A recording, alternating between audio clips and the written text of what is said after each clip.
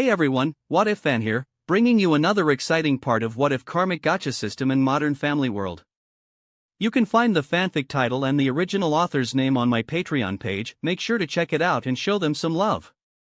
If you enjoy the video, don't forget to like, subscribe, and ring that notification bell so you never miss an upload. Also check out my Patreon channel for early releases of all the series, where you can find all the series released one day ahead of YouTube. Alright, let's jump into it. Chapter 236, Wizards of Waverly Place, Part 3. Edward POV. Part 2 of the story, start, announced the director as he clapped the slate. Scene starts. It had been a few days since Jeremy started his investigations around Waverly Place. During that time, he had been going on dates with Alex, sometimes even neglecting his job. Alex doing her job and alerting them about where Jeremy was going made them feel at ease, but the newfound closeness between Jeremy and Alex alarmed them. As Alex returned home to the restaurant at night, Juliet rushed towards her, eager to give her a hug. "Thank you, Alex, for doing this for me. It must be hard for you to stick around him," Juliet expressed her gratitude. "It must be torture for her, spending all her time going on dates," Justin mocked. Alex laughed and responded haughtily, "Yeah, it's an endless torment for me. LOL. Harper, catching on to the inside joke, squealed, "Did he ask you to be his girlfriend yet?" "Harper?" Justin snapped his fingers at her and said dramatically, "We want him to go away. Although dating Alex is punishment enough, what we want is exile. Away with him from here. LOL. What's wrong with him staying here? He's very sweet and kind. He's always helping people, whether it's helping a grandma cross the road or rescuing a kitten from a tree. Sometimes, he's even too kind for my taste, but I don't think he's the ruthless monster hunter you guys claim him to be," Alex defended Jeremy. "Alex." Juliet looked into Alex's eyes and confessed, 2 years ago, Jeremy killed my vampire uncle." "What?" Alex's eyes widened in shock, and her face fell. Justin, who was already aware of the story, added, "That's why we want him to go away. If he finds Juliet, then he will." "No, he won't. You guys don't know him like I do," Alex shouted with teenage angst. She then added, "Maybe he had a good reason to do it. We just can't take the risk. The Van Helsings aren't as open-minded as wizards like the rest of us," Justin tried to convince his sister. "Really? Your argument is that you're open-minded?" Alex looked at Justin with a deadpan expression as she said flatly, "LOL." Justin was taken aback, and then he defended himself, at least more open-minded than him. "No, you're wrong. He's not like the other Van Helsings. I can prove it. In fact, I'll prove it when he comes to the restaurant today," Alex said, but then realized she had blurted out the last part, which was supposed to be a secret. "He's coming here." Justin held his head in disbelief. "He's coming for dinner right now," Alex confessed apologetically. "I only came back to tell you guys to move, but he's coming right now, so go hide." Alex hurriedly pushed Justin and Juliet into the kitchen. Jeremy walked through the door and went straight to Alex. She turned to greet him with a wide smile on her face, saying, "Hi Jeremy." "Hi Alex. So, this is your family's restaurant. I can finally try it out after being here for days, huh?" Jeremy teased, brushing a stray hair behind Alex's ear. She blushed slightly, her eyes becoming hazy, but her attention was brought back when Harper squealed at their interaction. "Aren't you going to introduce me?" Harper nudged Alex. "Oh, right. Jeremy, this is Harper. My best friend since kindergarten," Alex introduced. Harper was wearing a cat doll on her shoulder and her dress was made of various animal stripes. Jeremy wasn't weirded out and said, "Hi Harper. I heard a lot about you." "Really?" Harper turned to Alex excitedly. "Alex. I don't know I meant so much to you. Sorry. He's actually just saying that to be polite." Alex threw cold water into Harper's enthusiasms, making her feel dejected. "Would you like to join us for dinner, Harper?" Jeremy asked. Alex looked at her, trying to make her get the hint. Yeah, Harper? Do you want to join us for dinner, where we have a few things to discuss? Personally? Harper caught the hint and stammered, oh. I already had eaten. I'll just go to the kitchen, see if your parents need some help eating sandwiches, Mom making sandwiches. She hurriedly ran off to the door, and went out of the restaurant. Isn't the kitchen inside? Jeremy asked in confusion as he pointed at the kitchen in the opposite direction. LOL. Alex and Jeremy went to sit at the table, where Alex suddenly raised her hand and shouted, "Waiter!" Justin begrudgingly walked over to the table and started to put menus in front of them. He placed them at Jeremy's table politely but just threw it at Alex's hand to express his dissatisfaction. You know, we aren't really open at night. Justin said. Hi Justin. Are you still continuing your Monster Hunter independent study? Jeremy asked without even caring about Justin's passive-aggressive remarks. Do you want me to teach you some stuff? Suddenly, Jeremy realized something and he stood up. Wait. I got a strong whiff of vanilla and death scent from you, he said as he sniffed Justin. I don't know. I've been hanging around graves, trying to search for monsters. Maybe you're smelling a zombie? Justin tried to refocus Jeremy, but instead Jeremy said seriously, no. This scent is unique for vampires. Especially, girl. Teenage vampires. Have you gotten into contact with any teenage vampires before? Damn, he's good. Alex muttered underneath his breath. LOL.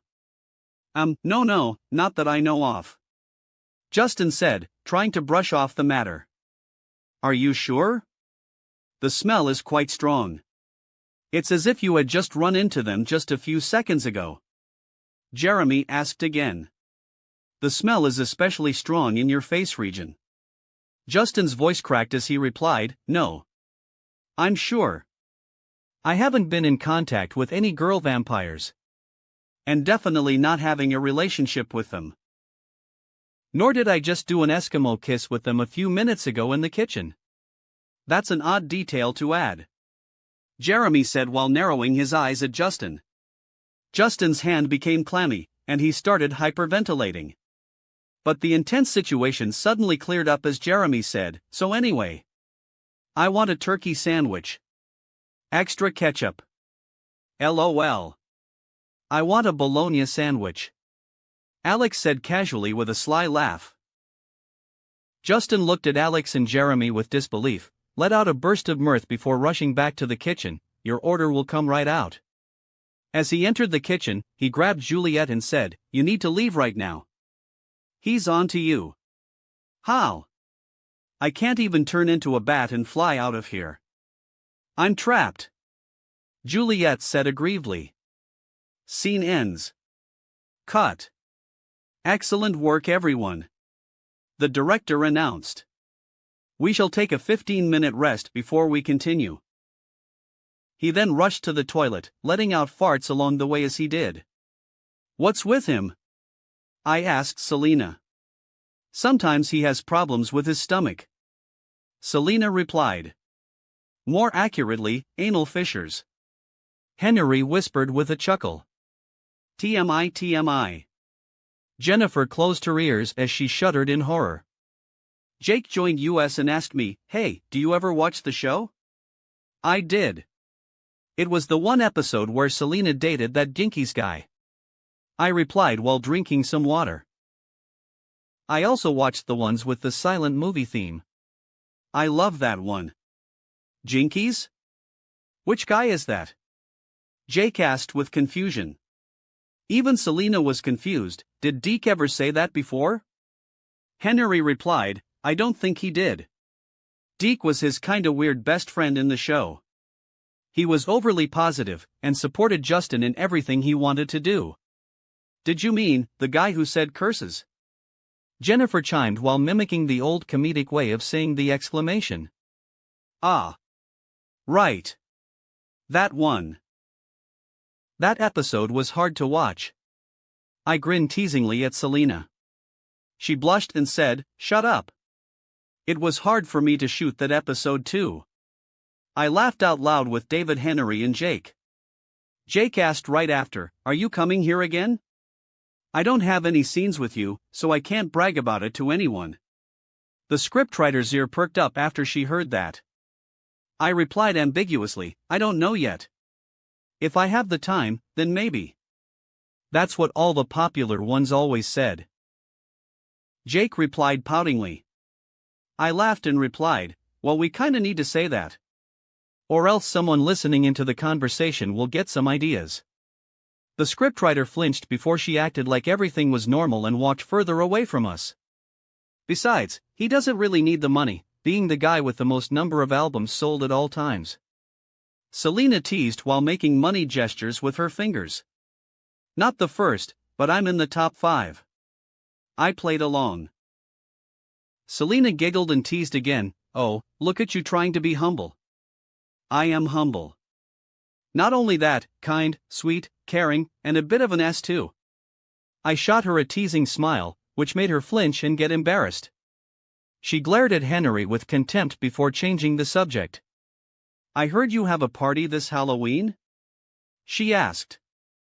All of the teenage cast members' eyes lit up as they heard it. "Yeah. You're coming, right?" I asked Selena. Selena wanted to answer, but Jennifer gave her a nudge. As she looked over to the cast's direction, she saw that they were pleading at her with their eyes. Can they come too?" Selena asked me. "Sure. These guys are cool," I replied with a smile. The group of teens celebrated loudly, which startled the staff members walking by. "Is it a costume party? Can I be Batman?" Jake asked. "Hey! Only I can be Batman." I joked in a serious manner, which made him flinch and took a step back with a smile on his face. "I'm just kidding. Wear whatever you guys want," I said casually. "Jake. You can be Robin," Jennifer suggested. Jake whined, "I don't want to be Robin. Robin's so gay." Scene starts. As Jeremy and Alex were talking with each other at the table, Justin and Juliet were increasingly nervous as they waited for the moment to pass. "Jeremy, there's something I want to ask you," Alex said while looking seriously at Jeremy. "Go on," Jeremy replied while eating his sandwich. "Let's just say, if you find the vampire you think were here, what are you going to do with her, I mean them?" she asked. Jeremy rubbed his chin as he replied, "Maybe I'll send them to help." "Help what?" Alex was confused, thinking that Jeremy trailed off. "Not help as in helping someone. Help as in Helsing Enchanted Lava Penitentiary. Basically a prison for bad monsters in the underworld," Jeremy replied. At the same time, Justin was delivering drinks, and he heard about Jeremy's answer. Alex laughed nervously, "And, that's definite? You won't give them a warning, or maybe check to see if they were truly bad monsters?" "I'm not going to just send them in. They need to have committed crimes before I put them in. If they aren't disruptive, or someone vouched for them, then I won't do it," Jeremy replied casually. Then, he smirked and asked, "Why are you so interested in them? Did you know a monster?" This might be the best chance for me to say this," Alex muttered to herself. "Jeremy. Juliet, no." Justin screamed as Juliet, in her vampire mode, which was her wearing a costume wings on her arms, rushed to attack Jeremy. "I'm not going to monster prison," she screamed desperately. Jeremy hugged Alex and protected her, tanking the attack with his body, which made the duo fall to the ground. "Juliet, no. He's not going to take you in," Alex shouted to Juliet. However, she had already turned into a bat and flew out of the restaurant. "Juliet!" Alex shouted. "A level 6 threat is rampaging in Waverly Place. I need to go and capture her," Jeremy said as he wore his fallen hat. Justin suddenly stood in front of Jeremy, trying to stop him. "Over my dead body." "Gladly." Jeremy said with a threatening smile. Justin automatically became timid, hugged himself and said, "That's just a metaphor. Please don't kill me." He closed his eyes, but Jeremy just walked to the side to get past him. Alex was the one who managed to stop Jeremy. "Wait. Juliet is not a bad person. She's just scared. She's a monster, Alex. And she attacked people," Jeremy said seriously while trying to move past Alex. Alex turned and shouted, "She's only attacking you. Can't you see? She's scared of you." Her words made Jeremy stop. He turned to her slowly, and she continued, She's not a bad monster. Jeremy, you have to believe me. You told me that you're tired of the feud your family has with the monsters. Maybe this is a chance for you to act differently than your other family members." "Alex," Jeremy suddenly called out. Alex was taken aback. "What is it? Did you follow me around and stay by my side just to make sure that I won't be close to her?" Jeremy asked with a betrayed and hurt expression. The acting was so on point that Alex got emotional for real. Alex's eyes shook, and she started to get teary. Her voice started to shake. "No. I mean, yes, but that's not all the reason. I've heard enough." Jeremy stopped her. He turned to the door and said while hiding his face behind his hat, "I'll try not to hurt your friend. So, you don't have to pretend to like me anymore." "Jeremy, wait." Alex called him out, but he ignored it and ran out of the restaurant. Alex muttered, "But I really do like you." Scene ends. Cut. That was beautiful. The director applauded as he stopped the filming. He wiped his eyes and said, "I didn't expect it to be that emotional." Selena wiped her eyes too. "Yeah. Me too." I returned to the set and the people applauded my performance officially. I gave them a short bow before walking towards Selena. "Are you all right? I was so surprised when you suddenly started tearing up, I almost broke character." I asked with concern. "I'm fine. Let me fix my makeup before we continue," Selena replied. In the next few scenes where I watched from the side, Selena and David, Alex Russo and Justin Russo, went to search for Jeremy and Juliet. Harper was following them too, but when she went to search for clues, Alex and Justin were captured by the same monsters who ambushed Jeremy before this. Harper hid to prevent herself from getting caught, and desperately went to search for Jeremy and Juliet as she could only depend on them to save the siblings. Cut. "Alright, Jennifer, Bridget, and Newgate. You guys are up," the director said. For the next scene, Harper found Jeremy first, and she told her everything about the monsters capturing Alex. However, as she did, a bat who was perching on a tree nearby flew down next to Jeremy and Harper, before it turned back into Juliet. Jeremy wanted to capture her, but Juliet made a convincing argument that a vampire's sense of smell was more sensitive than a werewolf, and she could help him find Alex more quickly. So a short-term collaboration deal was struck with Harper as the witness. Both Juliet and Jeremy went to track where the monsters were bringing the siblings. As it turns out, the monsters had dragged the siblings to the abandoned subway station, the same place where Jeremy was ambushed before this. Final scene. /N, remember. Disney Channel. Bam bam bam bam. The monsters hit the drums in a dramatic rhythm as Justin and Alex were being tied up on a podium in the middle of the station. Several braziers filled with fire illuminated the entire station. Ha! Ha! Ha! Ha! A shrill-like laugh resounded before a woman monster who looked like the Kerrigan Queen of Blades sashayed into the set. The other monsters bowed down as a sign of respect to her, and she walked towards the two young wizards. "Who are you?" Justin asked urgently. "Let us go," Alex shouted in anger. "I need to go and find Jeremy." "Don't worry, sweetheart, we have already sent out a messenger to find him. Before long, he will be here, to find you," the lady monster said mockingly. "We have been watching you and him for some days. We are sure he will come to save you." "No. Jeremy. Alex mumbled fearfully, praying that Jeremy wouldn't come to the station.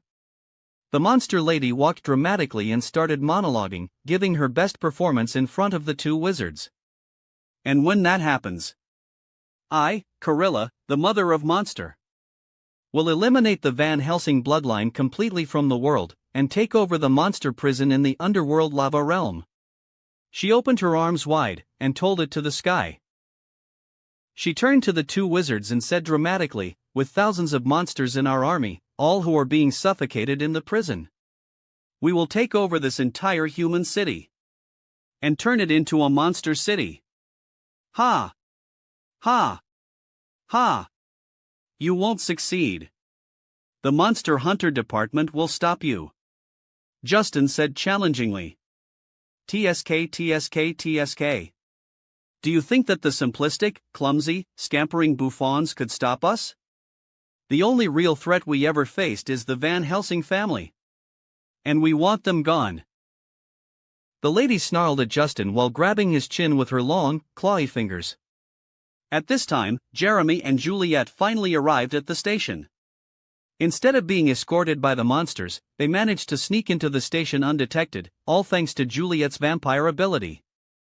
Got to admit, a vampire can be useful sometimes, Jeremy said to Juliet with a stifled smile. So, you won't try to lock me up after this? Juliet asked. Alex told me to trust you, so I'm giving that a try. But if you betray me, then I will not hesitate to take you to prison, Jeremy warned after he was having an internal conflict about his identity. I want to save Justin too. So don't worry about me stabbing you in the back, Juliet said. Great. However, we need a plan. I got it, Jeremy whispered to Juliet his plans, but Juliet flinched a bit as his mouth was close to her ears. He looked at her with confusion, but she smiled and said, sorry. I'm a little ticklish there. That wasn't in the script, but it was improvised by Juliet because the actress was really ticklish. Jeremy smirked as he held back his laugh, and when he whispered his plans again, Juliet kept twitching and giggling. LOL. A few minutes later, Jeremy walked into the room with his hands tied up, and he was being herded by none other than Juliet herself. What's this? The great Van Helsing has already been caught? Moem, mother of monster, snarked sarcastically as she saw Juliet. Juliet, no. Justin shouted. Mother of monster. I come here, offering you a gift, in exchange, for me to become the general for the monster army, and safety for my family when you take over New York City, Juliet said while taking a knee, seemingly subservient to the MOM. Good. Good. Tell me your name, child. The mother of monster greeted her enthusiastically. Juliet Van Housen, Your Highness. My family has been in feud with the Van Helsing family for centuries, Juliet replied. Excellent. A fellow brethren, MOM said before she walked closer to Jeremy. She held Jeremy's face roughly, taking off his hat and throwing it away to the side, revealing his handsome face. Juliet, how could you? Alex shouted in desperation. Go, child. You can take these two wizards as an initiation present. You must have been so parched after capturing the great Van Helsing himself. Ha ha ha ha. She cackled with a shrill and jarring voice. The other monsters also laughed at Jeremy, while Juliet bowed slightly to the MOM and walked to Alex and Justin. As soon as she gets there, before Justin and Alex could say anything, Juliet asked anxiously, Do you guys still have your wand? Figuring out that there's more to the situation, Alex replied whisperingly, No. The blue-faced ones had taken it. Juliet turned to the blue-faced monster, and saw the wands being used as a drumstick. She nodded to Jeremy to signal him. Jeremy returned the nod before suddenly standing up, removed the tied rope on his hand easily, and aimed his wand at the blue-faced monster. Juliet immediately went into vampire mode and ripped off the rope, trying the two wizards. Jeremy aimed for the wands, and he made them fly towards the two wizards. Ambush! Everyone! Get him! The MOM shrieked after she saw Jeremy was untied. Afraid of the Van Helsing wizard, she defended herself by hiding behind the army of monsters. "Juliet, bring Alex and Justin out of here," Jeremy shouted. "No. We're going to help you," Alex said. Justin, albeit scared, said, "I'm an intern monster hunter. I won't back down from a fight. Even though I very, very much like to. LOL. Juliet too stayed behind. "I'll join in. If this place turns into a monster city, then I will have to dress in monster-style fashion. I don't want to wear those ugly clothes. Oh.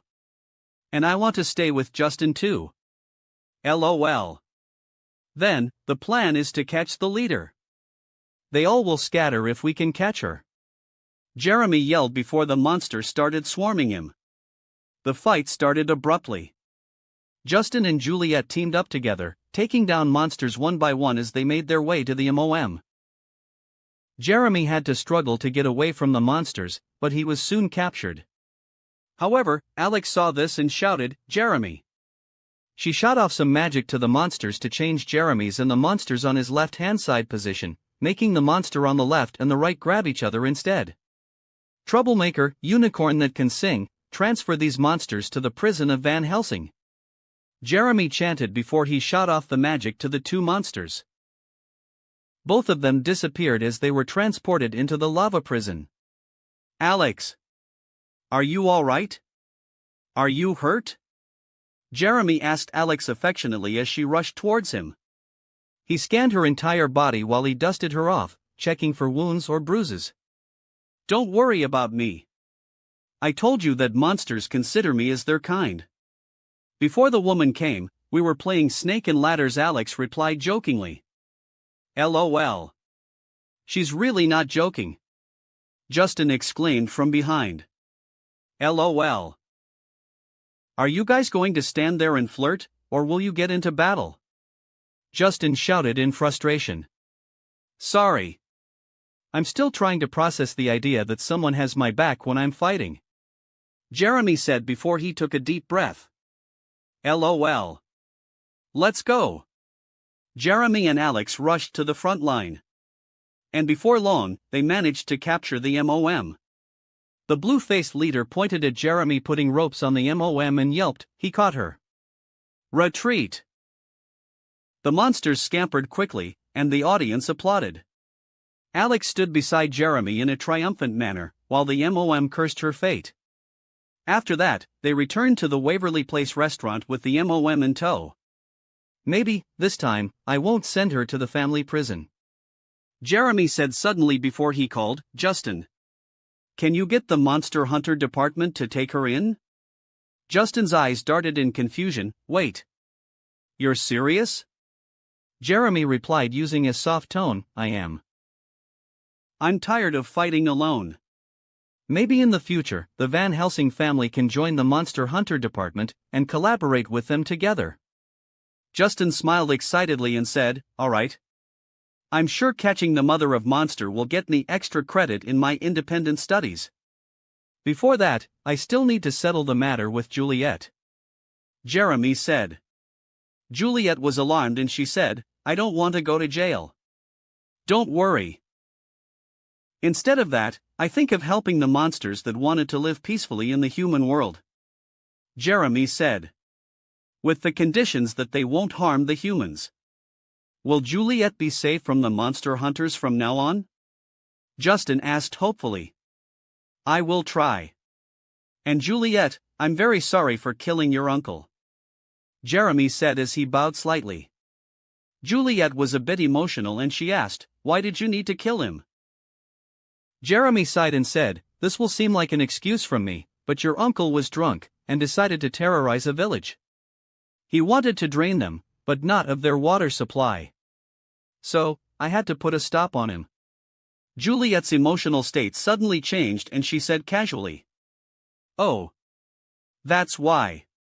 Then, I don't blame you anymore." As Justin and Juliet went to the lair to transport the mother of monster away, Alex and Jeremy were left alone in the restaurant. She smiled haughtily as she looked at him and said, "All right. You can tell me you like me now." Jeremy smiled softly and held her hand before kissing the back of her palm. I do like you. And you want to make me your girlfriend? Alex added with the same haughty manner. And I do want to make you my girlfriend. Jeremy replied with a chuckle. Alex laughed, but then she saw Jeremy's apologetic gaze. She realized something and her voice broke. So, why aren't you asking me to be your girlfriend? I'm sorry, Alex. I need to go. The mother of monsters wanted to kill me to unlock the prison and free all of the monsters that had been captured. But we have caught her. Alex interjected anxiously. Jeremy said, the location of the prison itself is supposed to be a secret. I have to travel again and investigate who was the one who leaked the prison location. I might not be able to come back for a while, maybe not ever. So that's why you aren't asking me to be your girlfriend. Alex muttered pitifully. Jeremy caressed Alex's cheek affectionately as she looked into his eyes.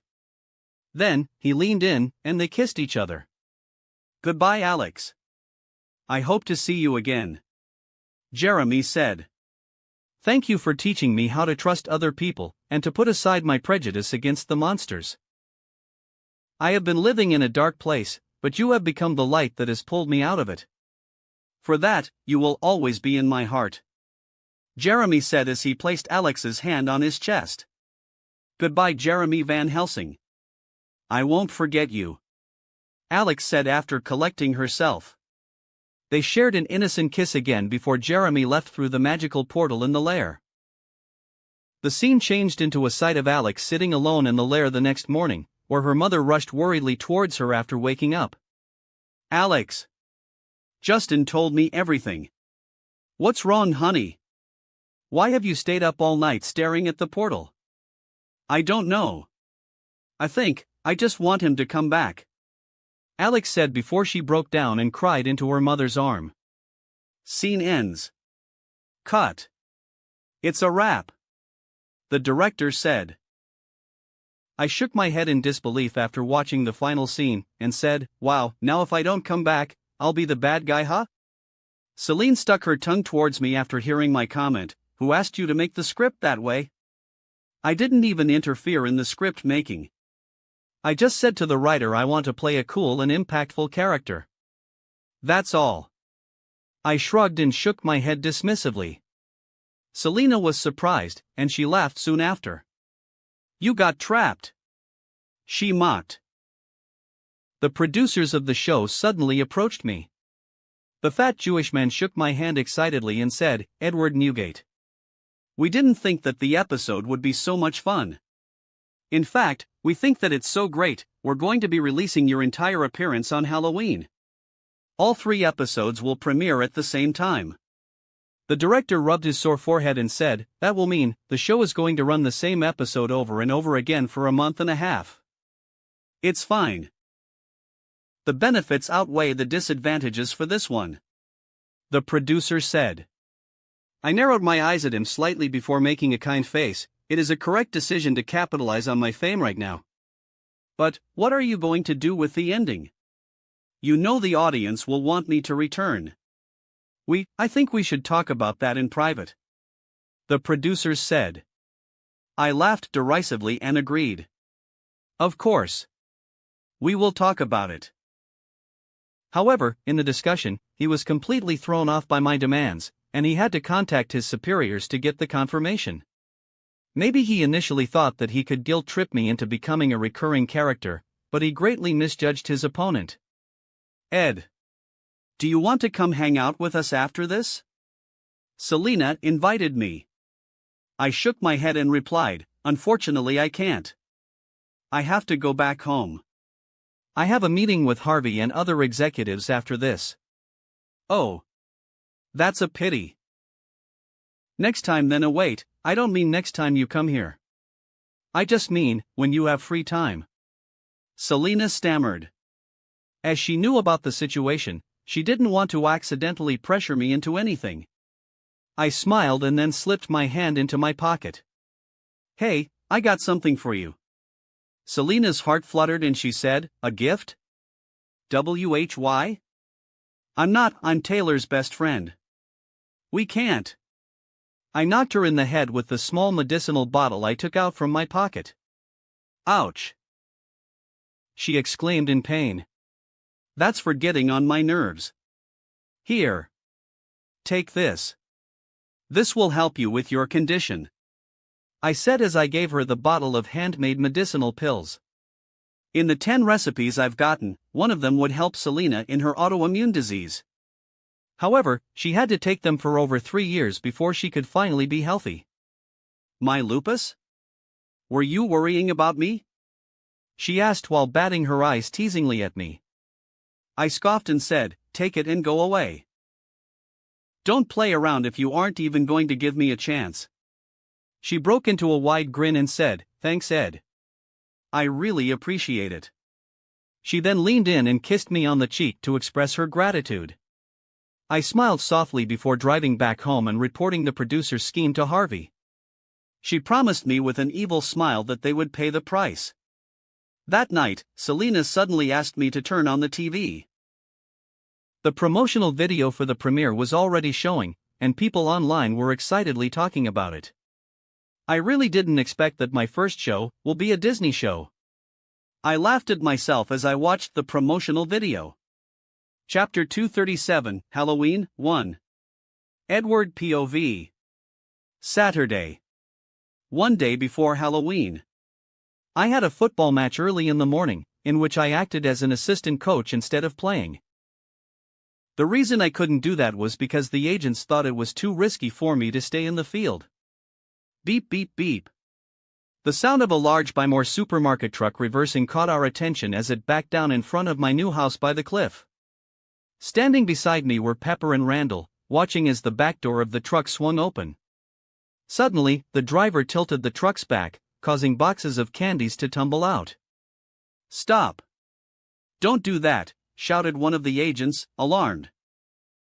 Chandler, a staff member, rushed to the driver's door, banging on it and yelling, stop it, you idiot.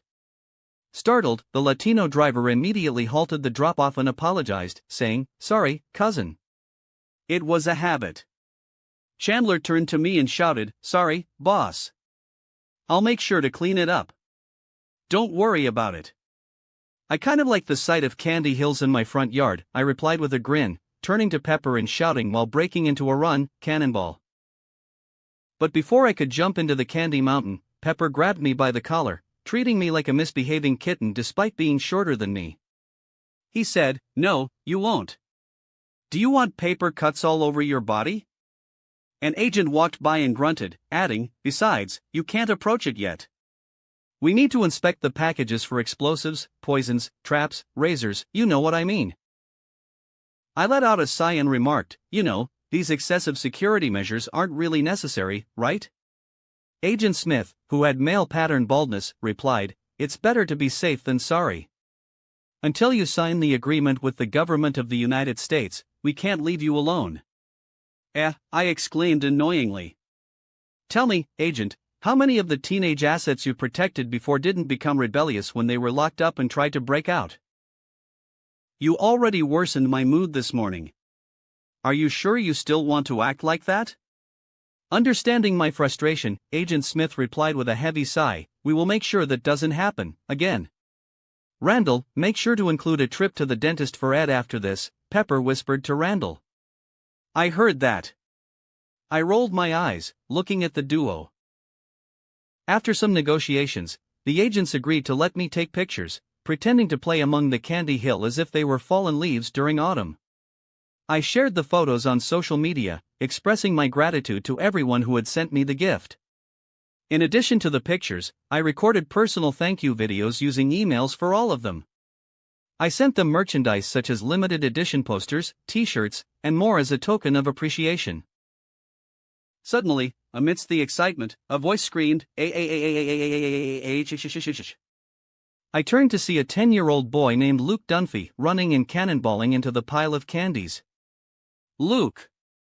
Get out of there!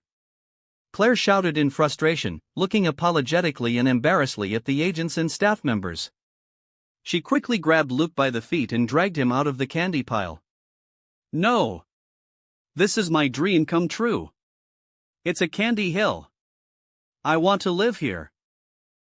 Luke squirmed, desperately reaching out to the pile as Claire continued to pull him away. Phil, Haley and Alex were walking towards me. I turned to Phil, whose eyes were glued on the candy hill.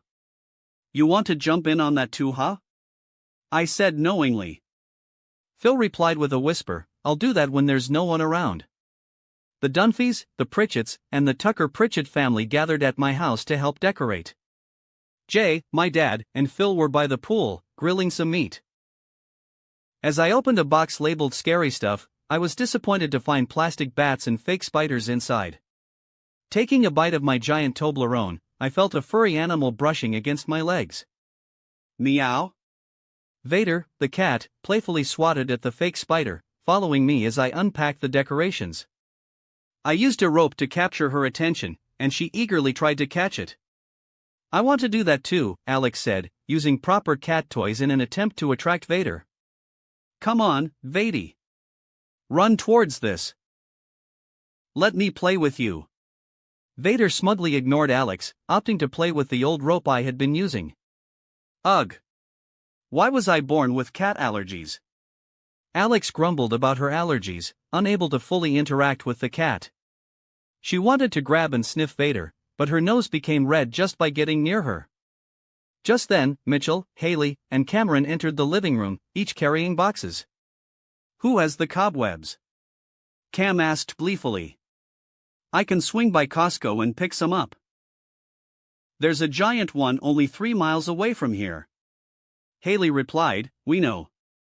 Ed and I went there together before. You, Mitchell teased Haley, causing her to blush. She turned to me and said, Ed, I'm thinking about calling a yogurt shop, person. She turned to Mitchell for help. Mitchell chimed in, vendor? Yeah, that. A froyo vendor, Haley continued. Then we can display the candies you've received too. Better yet, use all the candies to create a Willy Wonka-like party with chocolate rivers and licorice trees, Cam suggested, forming a rectangle with his fingers to visualize. Intrigued by the idea, I said, that sounds awesome, Cam. How about I hire you as my official party planner? Cam was taken aback by the sudden offer and stammered, what was that? Haley chuckled, realizing my plan, and said, Ed, that's a great idea. Who else has the innate creativity and vision to make it a reality in less than 24 hours? We have less than 24 hours? Cam nervously chuckled. Mitchell rolled his eyes and urged, Cam, they're plotting against you. Don't fall for it. I mean, only someone really extraordinary could do it. Who knows, maybe they'll even be featured in a few magazines and get to ride that golden ticket right to stardom. I'll do it. Cam agreed instantly. Cam. Mitchell scolded. What about decorating our own house this year for Lily's first Halloween? She's only 1 year old. She won't even remember it. Cam offered excuses before asking me, how much budget do I have? Do I have a team? You can use whatever resources you have at the company, and as for the budget, let's keep it reasonable, like 1 day's salary, mine obviously. I replied before putting my Toblerone bar down. However, as soon as it touched the floor, a shadowy figure with curly hair tried to snatch it, prompting me to pick it back up. In your dreams, Luke. I snorted as I saw Luke's disappointed face. I'm going to live here now. Luke replied before he rushed away. Manny was waiting for him, hiding behind the sofa, and asked, Did you get it? No, Luke replied while shaking his head. I'm sure there's more of those inside the truck. We need to get there. What are we waiting for, Luke? I've been dieting for far too long to finally let myself loose this Halloween, Manny said as he took the lead. Where were you all my life? Luke asked, impressed by Manny's nimbleness before he ninja rolled away. I got it. Cam came to a decision after a while. How much is one of your day's salaries exactly? Asked Mitchell, confused. Before I could answer, Gloria entered the room, dressed in a revealing black bikini with a see-through cover and a large sun hat. She was accompanied by Lily, who had just started to walk, which attracted my attention. Cam replied to Mitchell's question, isn't it like 50, G? I think that's doable. Haley smirked and said, it's like 10 times that. Gloria crouched down, holding Lily's hand and urgently said, I made a bad mistake wearing high heels with her. Someone please take her hand, my back feels like it's going to break. I got it. Vader, let's go. I exclaimed, running to grab Lily's hand. Vader followed along and stood in front of Lily. Gato, Lily said in baby gibberish, pointing at the cat, impressing me. Mitchell, she just said cat in Spanish, I remarked jokingly as I slowly let Lily walk towards the couch. Gloria rubbed her back in pain. I snickered and said, what's going on, Gloria? Not that young anymore? You watch your mouth. Gloria snapped at me. I burst into laughter while she was seething in anger. She rambled on in Spanish, but I was holding Lily, so she couldn't target me. Claire, who was drinking white wine as she held a fake skull in her hand, took the heat instead. As I was leading Lily to her parents, Mitchell asked, Ed. So I want to ask. What was the trigger for you to decide to act in a Disney show? Was it Selena? I have the right to remain silent. I replied teasingly, but if you must now, I'm doing it for the children. No. That's not it. Mitchell replied with a non-believing look. I was dumbfounded and said, is that so hard to believe? Kinda. Mitchell said with a shrug. While Mitchell and I were talking, Alex and Haley were looking at my direction while whispering to each other. You're the only one that can get revenge for us. It's more believable coming from you. After you do it, I'll join in.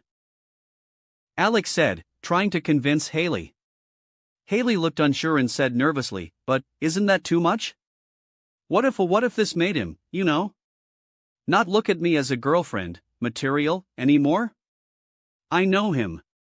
He likes a good prank. Alex added before she said sarcastically, besides, he looks at you as more of a family friend. So I don't think it can get worse than that. He didn't, you know what?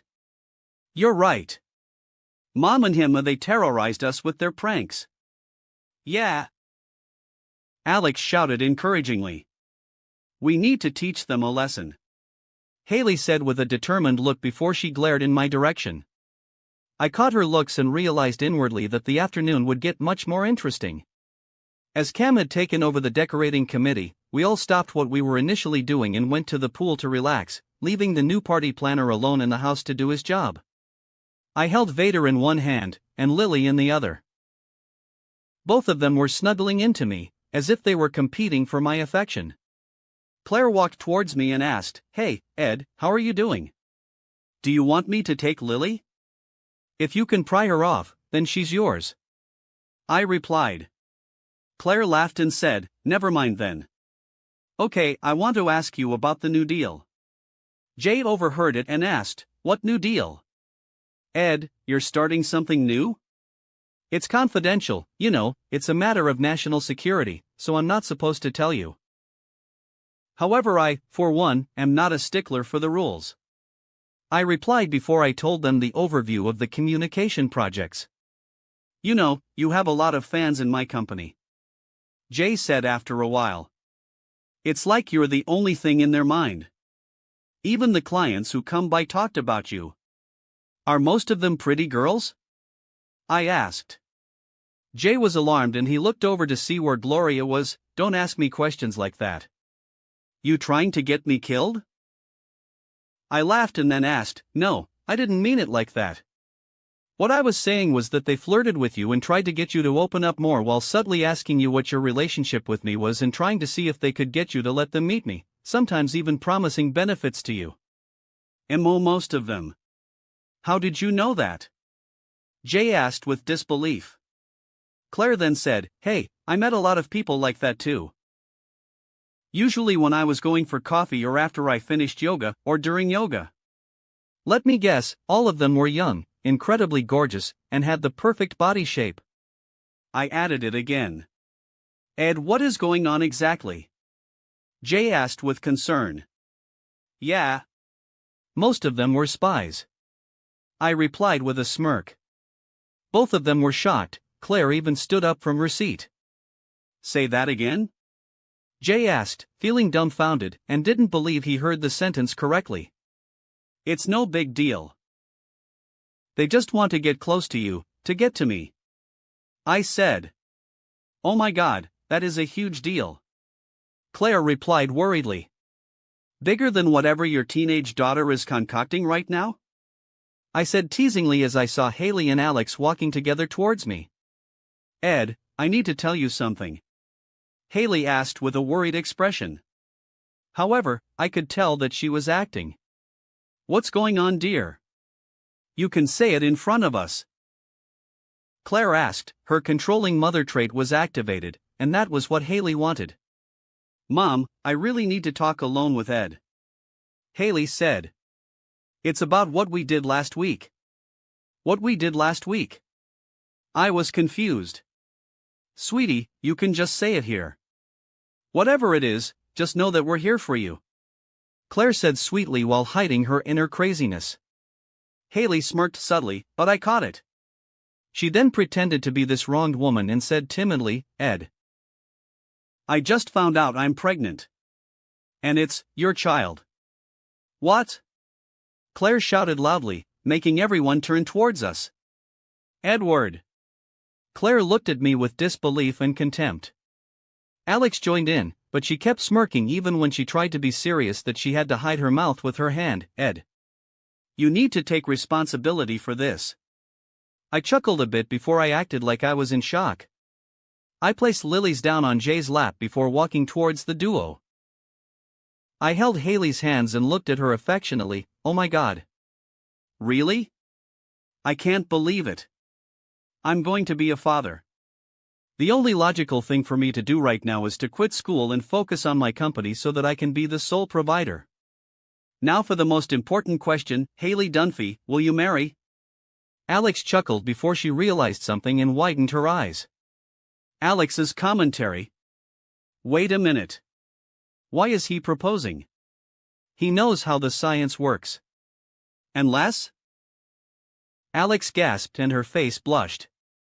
They did it secretly? Oh my God. This will backfire on us phenomenally. Commentary ends. No. Claire shouted and finally had her meltdown. Haley, who was absorbed in her own world and imagination, snapped out of her delusions when she heard her mother screaming. Haley's commentary. That was really dangerous. When he held my hand, I started to think that maybe that wouldn't actually be a bad thing and that maybe it could work. Luckily, Mom's scream pulled me out. Commentary ends. Oh my heart. Jay suddenly clutched his chest. Shocked, Claire, Haley and Alex rushed towards Jay. Dad. Mitchell, call 911. Claire shouted. Dad is having a heart attack. Grandpa. Alex shouted and her eyes became teary. Grandpa. We're just kidding. We're trying to prank Mom and Ed to get revenge for their pranks on us. Please don't have a heart attack. Please don't die. Haley said anxiously. She turned towards me and said, Ed, do something. You heard that, Jay? They tried to prank me, I said to Jay casually. Suddenly, Jay chuckled, which made all of the girls there dumbfounded again. Gloria rushed towards us, asking, What happened? What happened? Jay laughed loudly and said, Pregnancy scare as a prank? Claire, they really are your daughters. He grabbed Gloria's hand and said affectionately, I'm fine. I just scared them a little. Dad. Claire shouted angrily. How many times does my heart need to crash today? Alex wiped down her tears and slapped her grandpa angrily. Grandpa, don't scare us like that. Hey, set the stakes. I just matched you. Now you know that you have gone overboard. You almost killed your mother. Jay replied teasingly. He looked towards me and said, Luckily Ed laughed and didn't react much before he played along, so I know you guys are lying. Seriously, whose idea was it? It was Alex's idea. Haley exposed her immediately. No. It wasn't me. It was Uncle Mitchell's idea. Alex said defensively. Well, technically it was Mitchell's idea, however he didn't even know that he had given it. All he did was whisper to Cam that the only way Claire would be spooked like they did if a daughter of hers got knocked up, and the girls overheard it. Mitchell rushed in and shouted while holding his phone, "What happened? Who got hurt?" I picked Lillian Vader into my arms again and said, "Only Claire's sanity got hurt. You can try a mental asylum and see if they can help. Psychiatrist, therapist, or even a doctor." "Why did you jump straight to the mental asylum? Also, where's Phil?"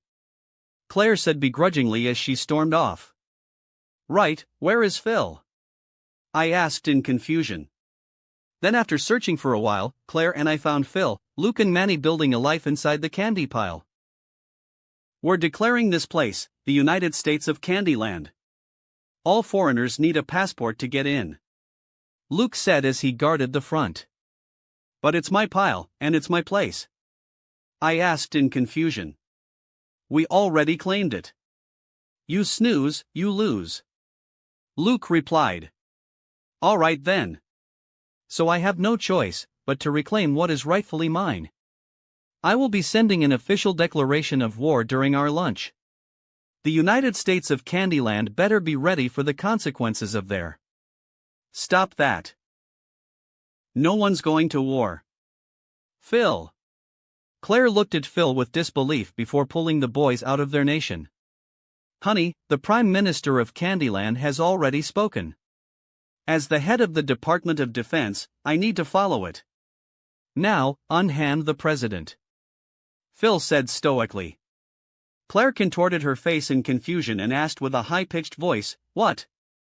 General POV?" Underneath a supermarket in Burbank, in an NSA plus CIA joint Black Ops operation, 3 agents were being briefed by the CIA General Beckman. The middle-aged woman in the military uniform said through a video monitor, "We must obtain crucial information about the agreement between our target and the Department of Defense, DoD, as well as secure the new communications technology schematic. We need to hold the technology in our hands as a measure to safeguard our country's security." The newbie agent, who was recently a civilian until 2 years ago, held his hand up and interjected the general's briefing. "Hi. General." "Yes, Chuck?" the general asked with a sigh. "Hi. I need to ask. Is this really necessary? He is working with the Department of Defense. That's basically us, so why do we need to get involved in it?" "Follow your orders, Chuck," the general said annoyedly. "The place is guarded by numerous FBI agents, so you need to go undercover and extract the information out of there without exposing your identities. Luckily for you, he's holding a Halloween party tomorrow, so you can use that to your advantage. He's also searching to get some frozen yogurt at the party, so Sarah, you have the perfect cover. Remember, get in, get out, don't reveal your identity no matter what." "You got it, Chuck?" Chuck looked at the hot blondie next to him, before turning at the muscular army man sitting on the opposite side and flinched. Casey asked, "You got that?" Yeah, I got it. Also, would it be so presumptuous of me to ask him for an autograph while we're there?" Chuck joked. Casey rolled his eyes at him while Sarah chuckled subtly. Chapter 238, Halloween, 2. Edward POV. In the dimly lit gymnasium nearby, I stood alone, clad in a full kendo uniform that concealed my identity. The white coat, known as a keikoji, fit loosely around me as I adjusted the black hakama, the traditional pleated pants worn by samurai. Gripped tightly in my hand was a gleaming samurai sword, a weapon as deadly as it was elegant. The air crackled with tension as multiple figures emerged from the shadows, their black uniforms blending seamlessly into the darkness, encircling me and leaving no place for me to run. They wore protective covers over their faces, shrouding their identities in secrecy. The only sound that filled the room was the soft rustling of their movements. With each step they took, the gravity of the situation intensified. It was clear that these were no ordinary opponents. They were highly trained, skilled in the art of combat, and determined to teach me a lesson today. "Get him!" a menacing, yet childish voice bellowed from behind me. The imposing figures in black advanced towards me, their eyes filled with a fierce determination.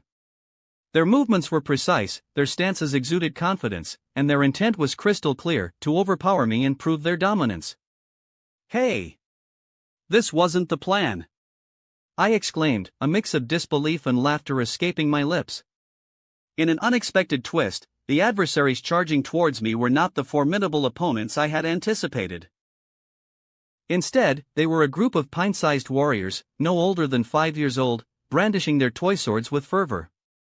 Undeterred by their diminutive stature, the chibi warriors unleashed their attacks with all the energy and enthusiasm their young bodies could muster. Swinging their plastic blades, they charged at me with a roar, their fierce determination shining through their innocent eyes. Come at me one by one! I called out, struggling to maintain my composure amidst the adorable chaos. Blocking their playful strikes with my own foam sword, I took a few steps back, trying to keep up with their relentless assault. Watching the spectacle unfold, the dojo master, who has a similar appearance to Hiroyuki Sanada, chuckled with amusement. "There's no way for them to keep their cool when you keep taunting them," he remarked, shaking his head. Remember, keeping your calm is the #1 rule of the dojo. But the rules don't apply to these kids. The kids were just here for their free lesson coupon after all. They weren't true disciples. In the midst of the skirmish, I managed to save one of the young warriors from an imminent fall, grabbing onto his coat just in time when he tripped over his own hakama trying to hit me. However, seizing the opportunity, the remaining kids seized their chance to overwhelm me. Their wooden swords rained down upon me, each strike accompanied by gleeful laughter. I managed to block all of them, except for one. Ouch! "Mike Scott, I will remember that," I mockingly grumbled, shooting a playful glare at the mischievous child who had successfully landed a hit. With his victory secured, he promptly darted away, his mischievous laughter echoing in the air. The sensei blew his whistle, abruptly halting the impromptu battle and bringing disappointment to the children. The Japanese sensei smiled, his wise eyes twinkling with amusement as he placated the boys. "Don't worry, boys. You can still enjoy playing with him since he has registered at the dojo today." "Yeah, don't worry. "I'll be back," I assured them, pointing at the cheeky kid who continued to taunt me, his tongue sticking out mischievously. Make sure you're prepared for it, Mike." The kids' lessons were over, and they went back to their parents. Sensei Hamada, one of the true masters of the swords I had found living in California, walked towards me and abruptly grabbed my sword and wrist, looking intently at the ways I was holding the sword.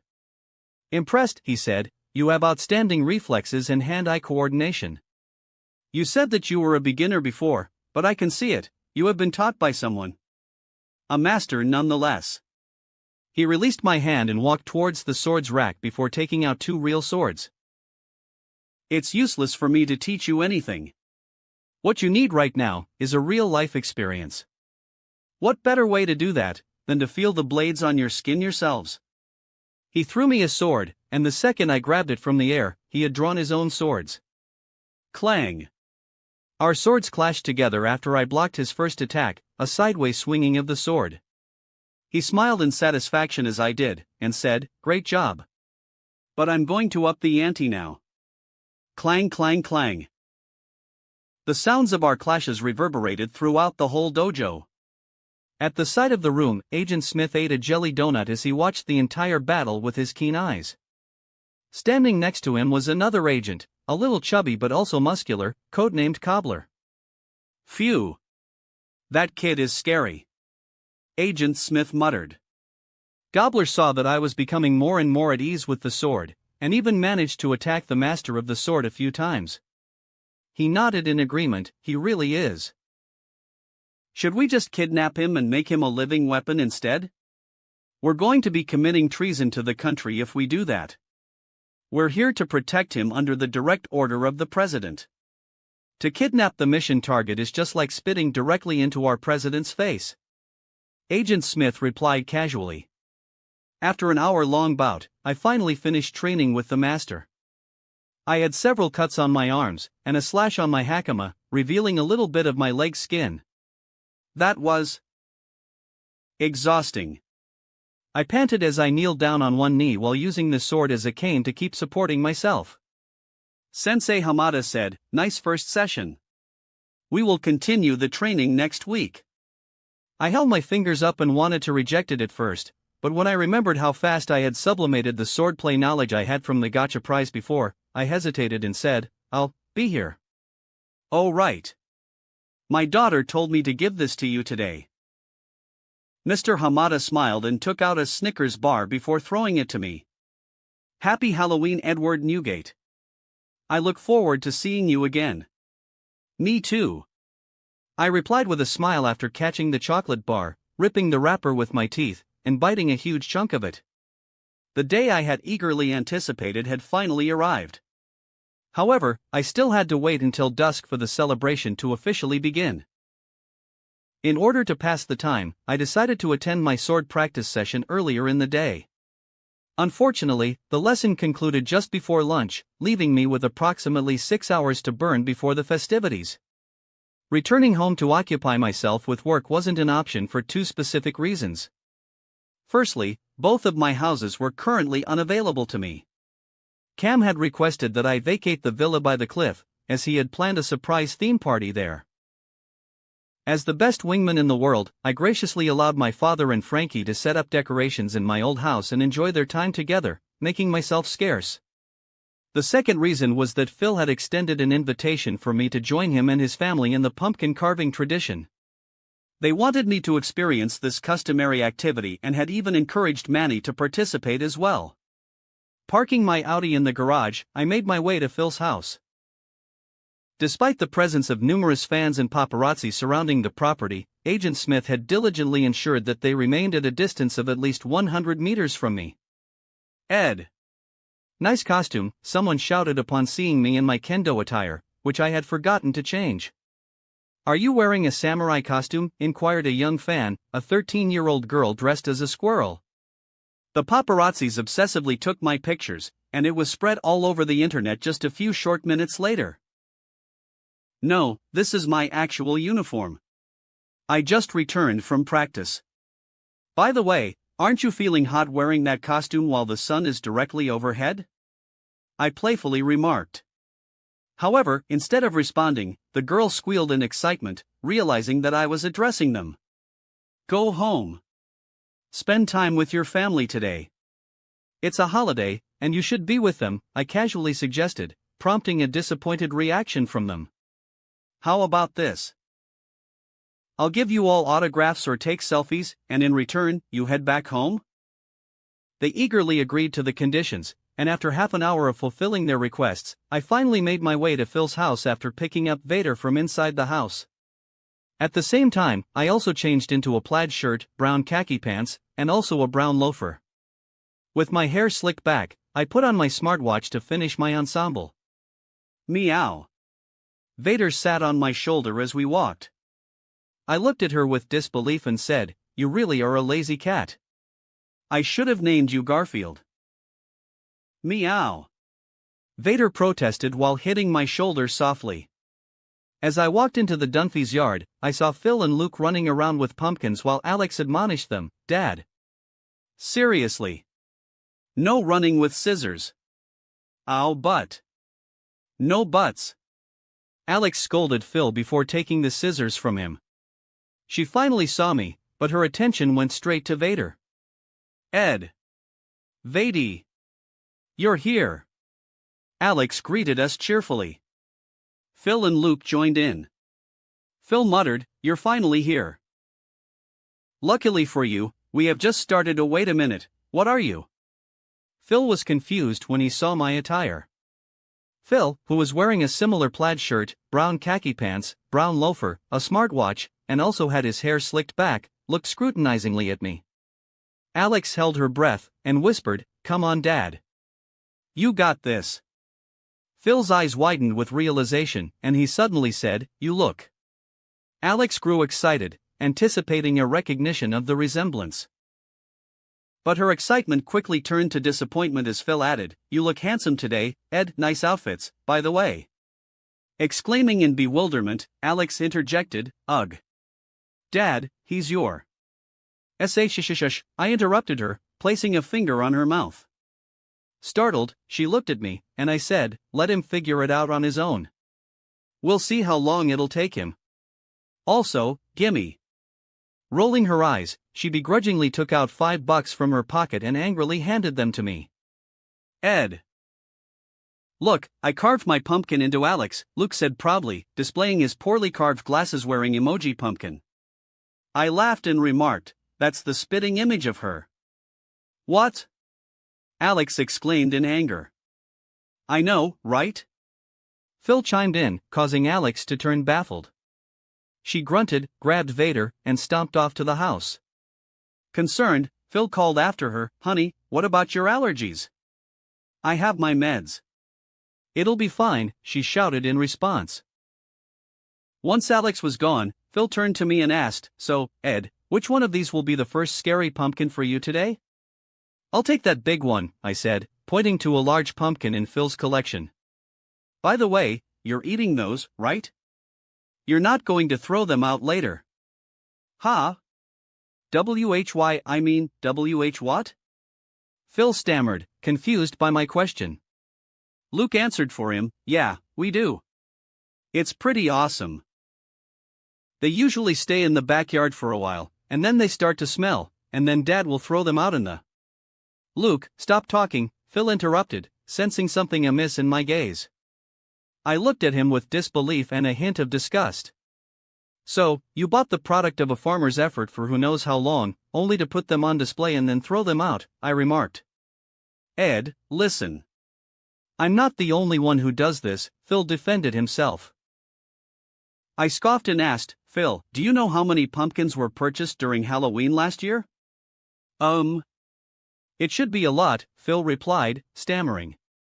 Americans purchased around 1.3 billion pounds of pumpkins last year. Out of that, 80% was thrown away after Halloween, which amounts to around 1 billion pounds of food being wasted willy-nilly, I explained.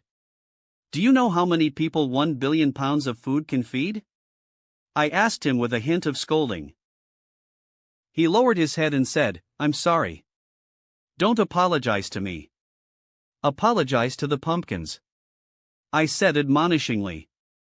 Phil and Luke turned towards the pumpkins and said, we're sorry. Good. Now, teach me how to carve them. I said excitedly. Phil was confused and asked, wait, you're still doing it? What about all of that you just said? I'm not throwing it away. I'll mince them and make pumpkin pie with them tonight, I replied casually while I sharpened my knives. Now, how should I carve this? I said as I looked at the plump, boulder-sized pumpkin in front of me. General POV. In the Dunphy household, Claire peered into the backyard and was taken aback. She couldn't believe her eyes and asked Alex, wait, when did your dad clone himself? Unaware of the situation, she mistook Ed for Phil due to his back being turned. Alex, playing with Vader, answered, that's Ed. He's impersonating Dad, but he doesn't even realize it. Claire reacted with surprise, saying, huh. Then she offered, do you want me to help you pick out a costume for the party? Nah, Phineas and Alex began to reply before catching herself. She realized she was speaking to her mother and quickly corrected, and nothing. I've already picked out an outfit. You don't need to worry about it. Claire regarded Alex suspiciously before sighing, if you don't want me to, that's fine. My daughter has grown up, and she doesn't need her mother anymore. Mom, that's not what I meant, Alex nervously responded. Claire smiled but then inquired, wait, where's your sister? Is she still at the hair salon? How long will she be there? She left at 8. I don't know. Maybe she went straight to Ed's villa to prepare for the party, Alex casually replied. Meanwhile, in Maggie's Beverly Hills apartment, she found herself surrounded by a group of college girls in her living room. One eager blonde college freshman pleaded, please, take us to the party with you. She grabbed Maggie's arms, while another girl chimed in, we're from the Midwest, and we've never been to these wild LA parties before. Please, Maggie. Maggie, feeling overwhelmed, responded with bewilderment, wait, don't stretch my clothes. I'll ask him on your behalf, but I can't really decide if you guys can come or not. Maggie regretted sharing information about the party with her friends. As Maggie attempted to call Ed, she silently prayed, "God, please let the Ed who answers have some humanity in his heart today." Unfortunately, Ed didn't pick up the call, leaving Maggie feeling helpless. She muttered another prayer, "You don't have to make him reject my call if you couldn't answer my prayers. I already know his heart is empty." In another apartment, Selena lay in bed, trying to take a nap while being bothered by a persistent blonde girl named Taylor. Taylor applied makeup, pretending not to notice Selena, and haughtily remarked, "Oh, Ed? I'm sorry, I didn't realize you were here." Annoyed, Selena grumbled, "It's his house." "Right, I forgot," Taylor responded, finally recognizing Selena's presence. As she applied her lipsticks, she acted innocent and said, "How about Ed? I miss you." "Ugh, that's too desperate. I thought you were still angry at him." Selena exclaimed in frustration. "I am. That's why I'm going to mess with his feelings," Taylor replied with a devilish smile. She continued contemplating, "Or maybe I should say, I have a boyfriend now." "No, that's not really going to work on him. He knows he's better than them. Come on, help me with my makeup. I need to make sure he'll be wide-eyed when he sees me. I want him to regret ever wanting to break up with me." Selena rolled her eyes and grumbled, "Just apologize if you want him back. You know you're the one who messed up." "Yeah, but I'm a girl." "He's the one who's supposed to let it go," Taylor snarkily replied. Annoyed with Taylor's behavior, Selena teased, "You know, Ed and I bonded quite closely when he came to the set." Taylor shot her a glare and warned, "Bitch, don't you dare. You keep acting up, and I'm going to be the one asking him out," Selena playfully threatened. Taylor scoffed, "Well, you can try, but you're only going to embarrass yourself. You know, we even kissed on the show." "I could swear I felt some sparks," Selena started to say, but Taylor cut her off by hitting her with a pillow. After venting her frustrations, Taylor returned to the mirror, and Selena, disheveled and disbelieving, decided to tease Taylor again. "You know, he doesn't really flirt with anyone anymore. What if he already has another girlfriend? Did you ever stop to think about that?"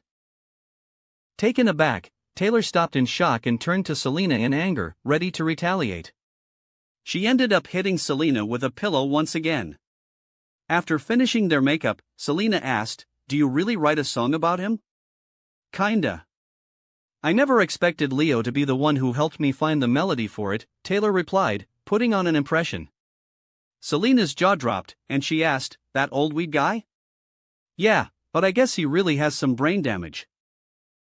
He doesn't even remember that he's the one who helped me," Taylor explained. "Are you embarrassed to sing it in front of him?" Selena curiously inquired. Taylor smiled innocently and said, "I don't know. I think he's hoping for it, but I'm not sure." In Edward's villa, Cam stood in the living room, visibly frustrated. He shouted in a high-pitched voice, "New. How can you put the chocolate river here? It's supposed to be outside by the Oompa Loompa candy trees. And the balloons are supposed to be Mylar balloons, not rubber balloons. Where are the vendors? Why aren't they setting up yet?" Cam exclaimed, expressing his exasperation. Haley cautiously approached her uncle and tapped his shoulders. Cam turned around, and his tone quickly softened as he saw her. Uncle Cam. Don't be mad when I ask you this, but why is there an ice sculpture for the Willy Wonka theme party?" Haley inquired. Cam squealed in frustration and tearfully replied, "I don't know. I don't even know why I agreed to do this in the first place. It's impossible to fix it now." In Edward's other house, Ted and Frankie were sitting at the dining table, with a lot of food in front of them. Frankie looked at her watch and asked with concern, "Are you sure Ed's coming? I know his practice would be over by now, but are you sure he knows about you wanting to have lunch with him?" Ted was taken aback and replied, "Wait.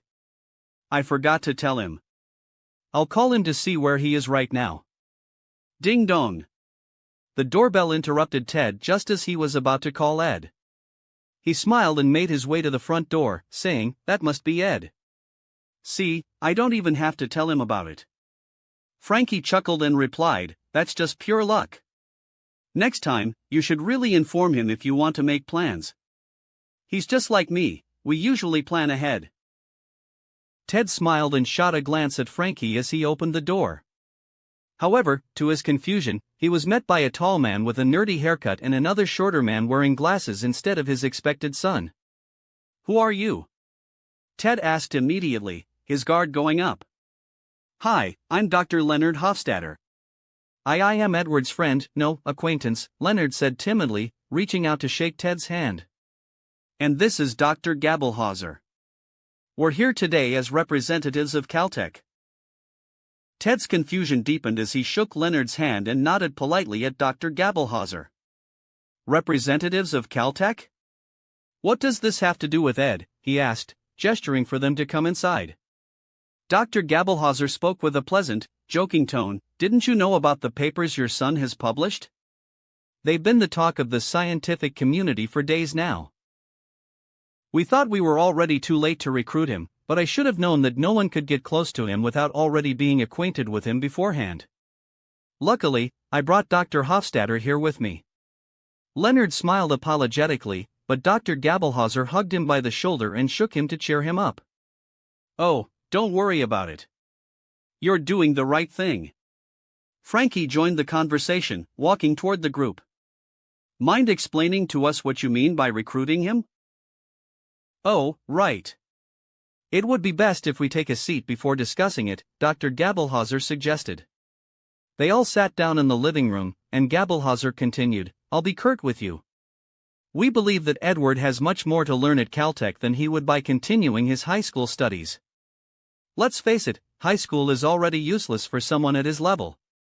We would like to offer Edward a sponsorship to attend Caltech, and of course, you can set your own conditions, Dr. Gabelhauser stated. Chapter 239, Halloween, 3. Edward POV.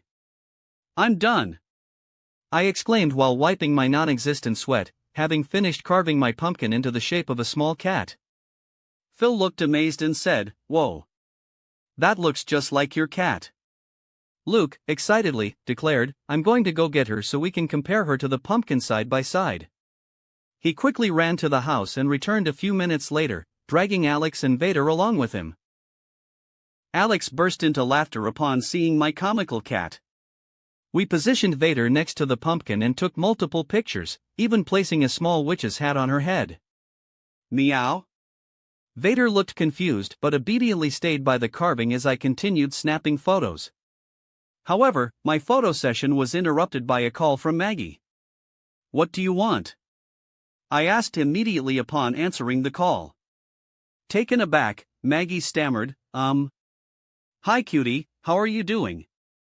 I'm hanging up. Wait. Maggie desperately called out. I put the phone back to my ear and said, last chance. You know how. You made me go to college here, right? Maggie hinted. I know. I'm the one who talked to your dean to get you in, I replied, feeling a bit annoyed. Yeah. That, Maggie continued. So, at college, people usually make friends, right? Get to the point in less than 10 words, I interjected, sensing she had something specific in mind. My friends want to come to the party too. Please. Maggie confessed right away. Exactly 10 words. Good job, I said, thoroughly impressed. Maggie giggled and said, thank you. Well, I have no problem with them coming. I also invited some model friends of mine whom I met at the fashion gala, so they'll have people their age. But if they want to come, they need to be vetted first. You should send their names and their social media accounts. To you? Maggie asked, sounding confused. No, to my security. I'll send you his number. Anxious, Maggie exclaimed, Ed. You know I can't text a stranger, but I cut the call without even hearing her excuses. If she was really an introvert, I would have some pity on her, but she's actually a social butterfly, so the whole thing was actually just laziness on her part. Just as I ended the call, my phone buzzed with Maggie's name flashing on the screen again. With a sigh, I answered, What?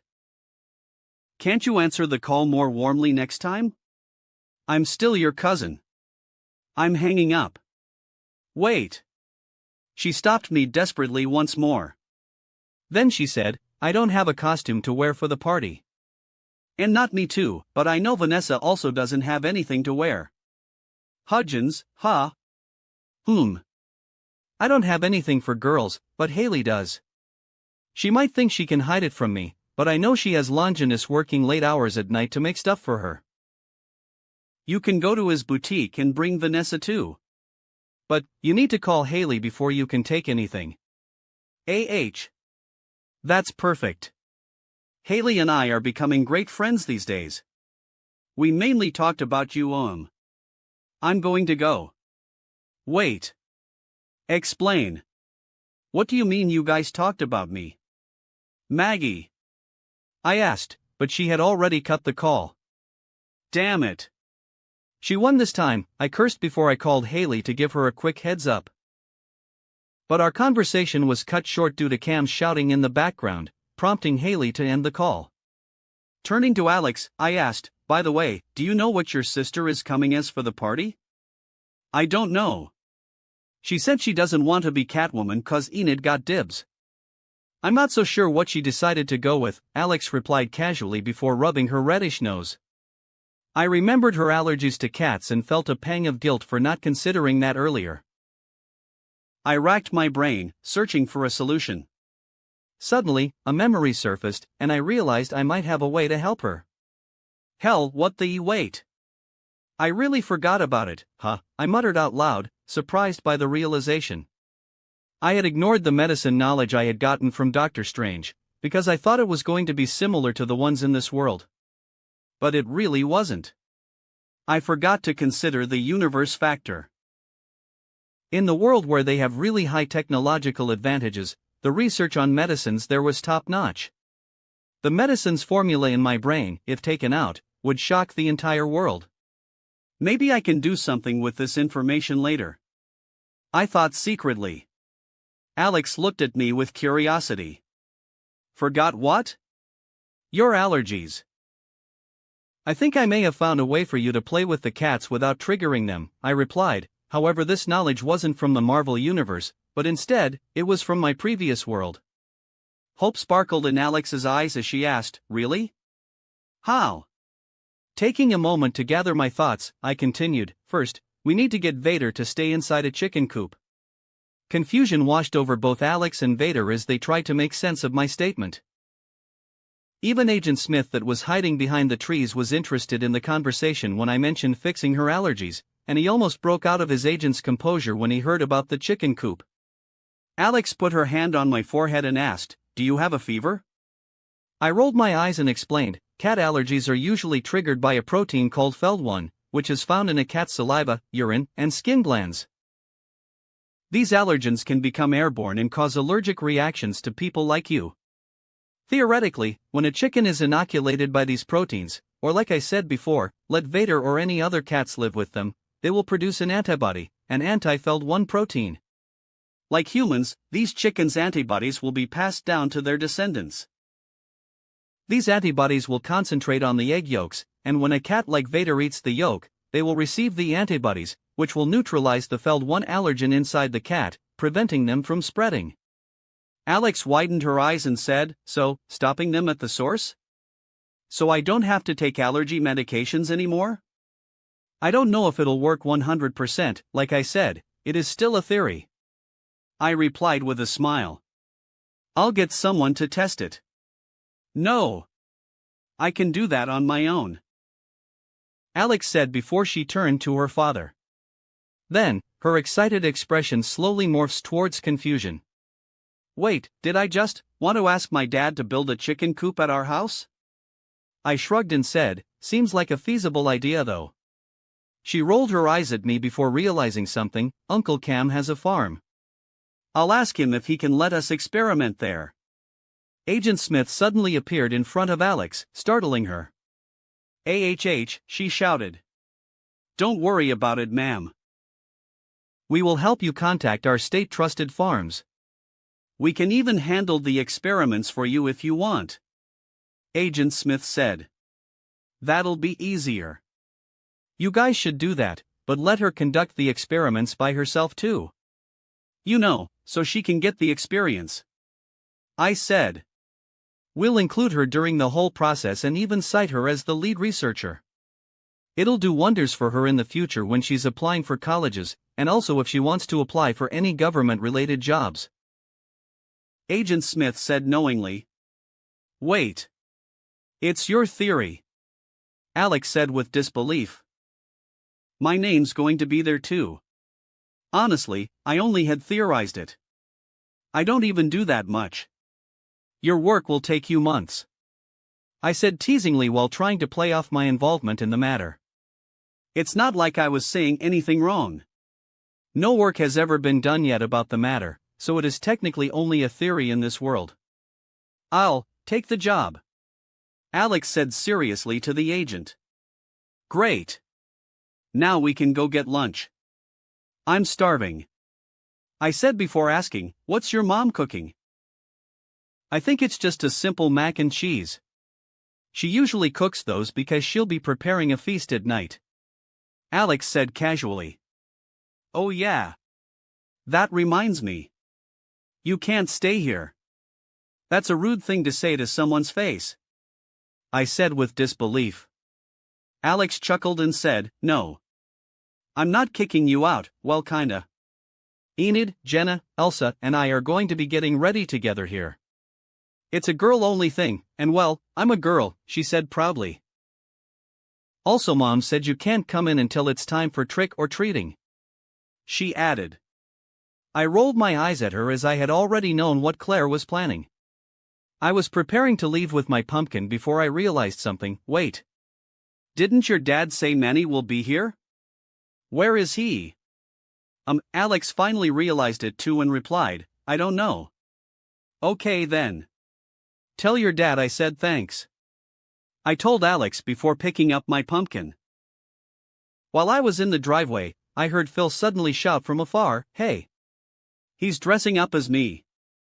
Took him long enough. I muttered with disbelief before walking home swaggeringly with Vader on my shoulder and a giant pumpkin in my hand. General POV. Mom. Ed's gone, Luke said as he walked towards Claire. She let out an excited squeal and clapped her hands together. Finally. We can start setting up the surprise now.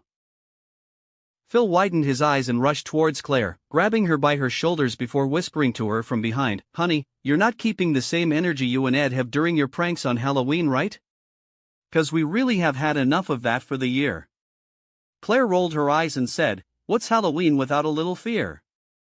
If you must know, I'm not doing scary, I am, but not in the ways you're thinking about. What are you planning on? Phil asked nervously. Claire smiled and said, remember you told me you found Ed's doll before? The little girl doll? Phil asked fearfully. Claire nodded her head in excitement, squealed and said, yes. That. I looked around and found this guy who has more than 10,000 of such dolls in his place, and the best part is, he's open to renting them out for Halloween. Claire stopped herself from continuing, but Phil caught that. Why was he getting rid of them today, Claire? So I already got us all matching costumes, but since Haley and Alex are going to the party, and Luke is going trick-or-treating with Manny, it'll be just us handling the haunted house. No, nothing. I think he just wants to give them fresh air. You know these weirdos who thought the dolls were real people? Claire said dismissively, but was still hiding something. Claire's commentary. Yes. So he wanted to get rid of them, because he said that during Halloween, he could hear them talk? I know that if I said that to Phil it would just freak him out. And not because it was true. The guy was seriously loose in the head, so maybe the voices he was hearing were from his head. Claire said, mocking the owner of the dolls. Phil's commentary. Why is she not answering my questions? Is there something wrong with the dolls? Or is this part of her elaborate plans to scare me again during Halloween? Luke's commentary. Edward gave me some stuff, he said while taking out some disc-shaped speakers. He asked me to put it in between the dolls when Mom puts them on, and he'll let me take all the candies I want from his house. Also, he said that he has 3 truckloads full of those candies too, so I'm thinking of asking for one of the trucks. Luke added, Mom said she wanted to scare Ed, but Ed wanted to scare her too, so we will see who will win between the two of them. Commentary ends. As Claire was arranging the dolls, Phil went to check on them one by one, but as he left, Luke grabbed the doll and placed the disc speakers inside their clothes. The doorbell rang, and Alex ran to the door. I'll get it.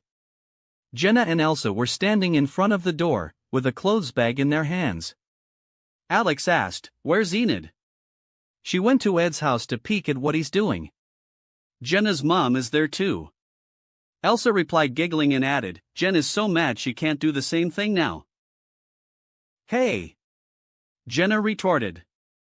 Alex said sarcastically, You know what, I've been hanging out with you guys for too long, I forgot that stalking is not what normal people do. We aren't stalkers. Jenna retorted to Alex this time. We just like him a lot, and want to know more about him.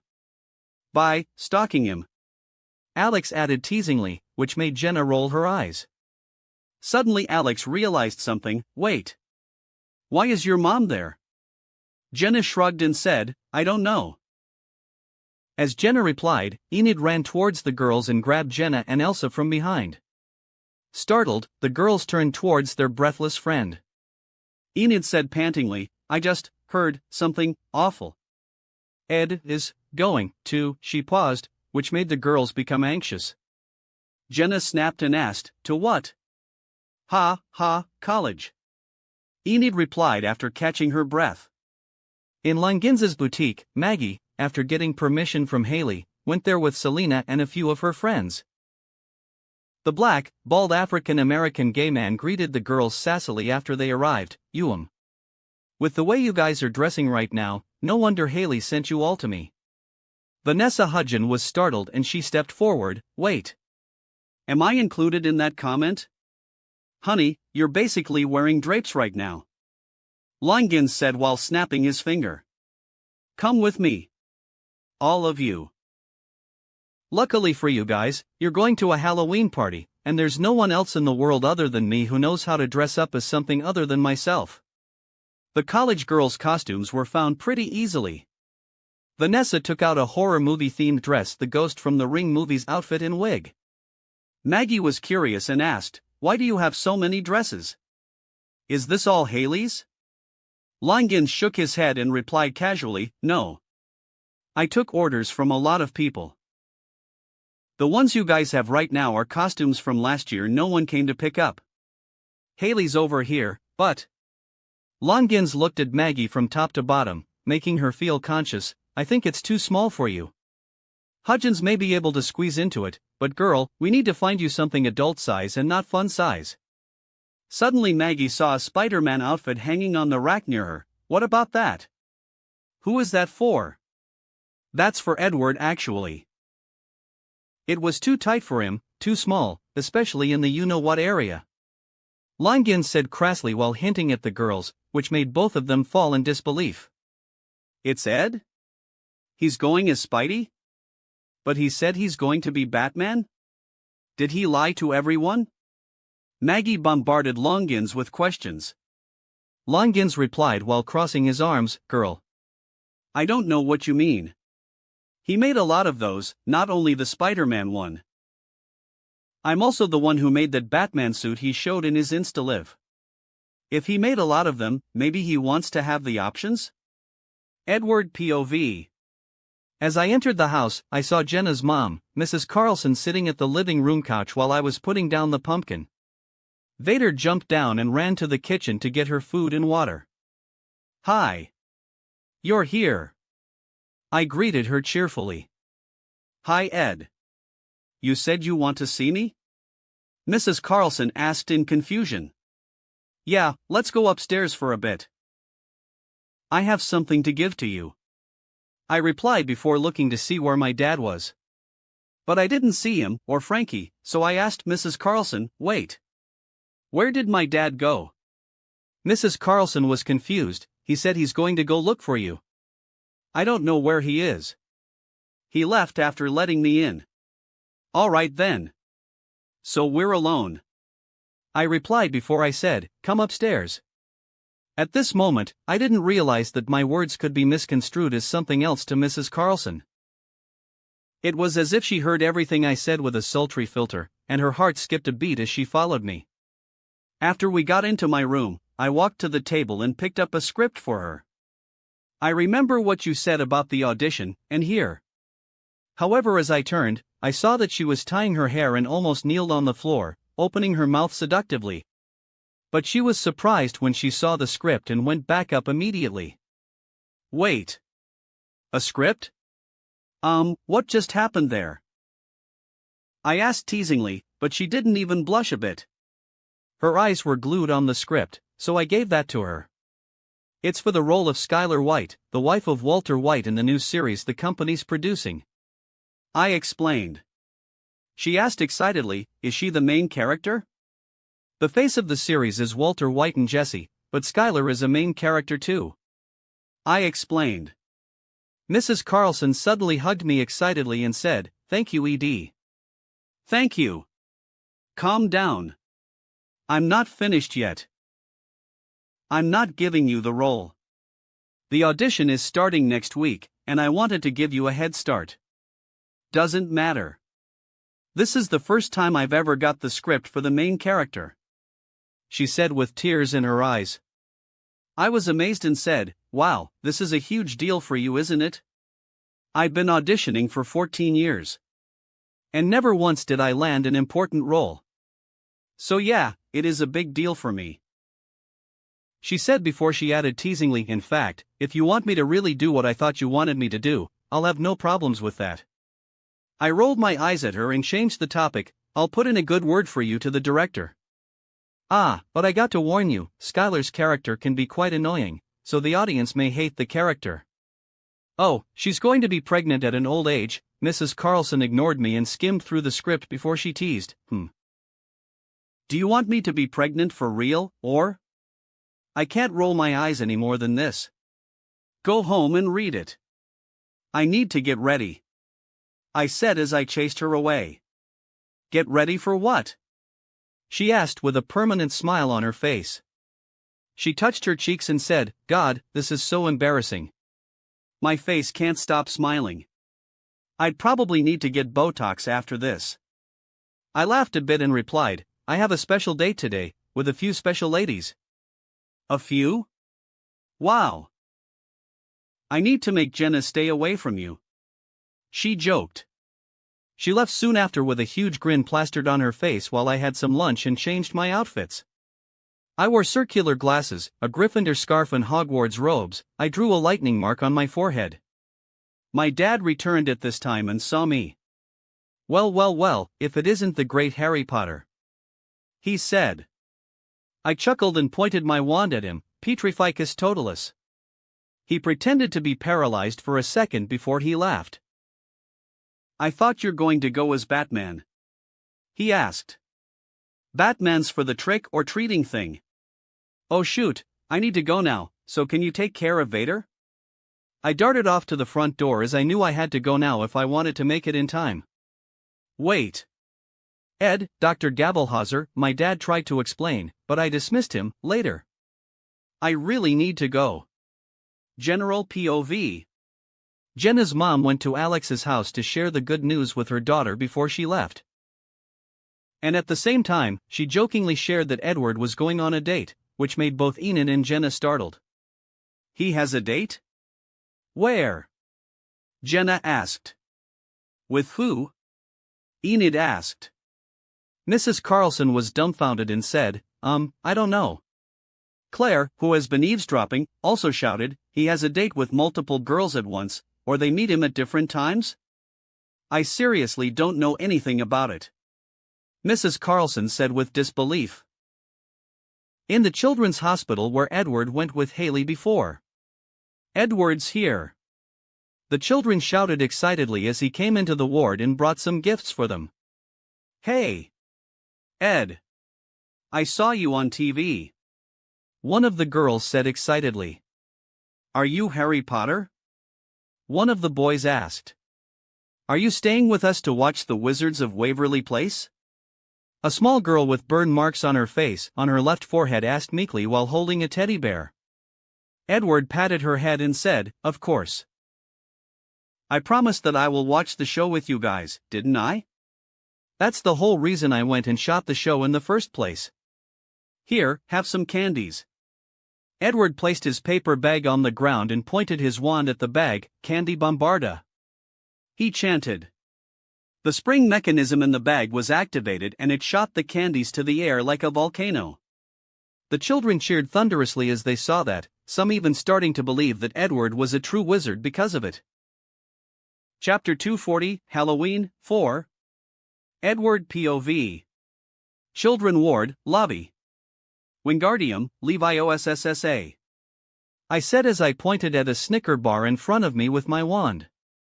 Then, the bar slowly levitated from the table. The children exclaimed in amazement as I did, failing to see the thin fishing line I had connected to the Snickers bar. Ed. It's not Leviosa. It's Leviosa. Marie, a 5-year-old girl who was diagnosed with leukemia, said giggling as she approached me. I chuckled and played along with her words. Is that right?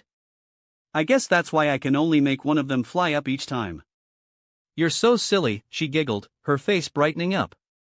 Her parents, watching the interaction, couldn't help but break down in tears. Despite their emotions, they tried to put on a brave smile for their daughter. Hey, can a silly person do this?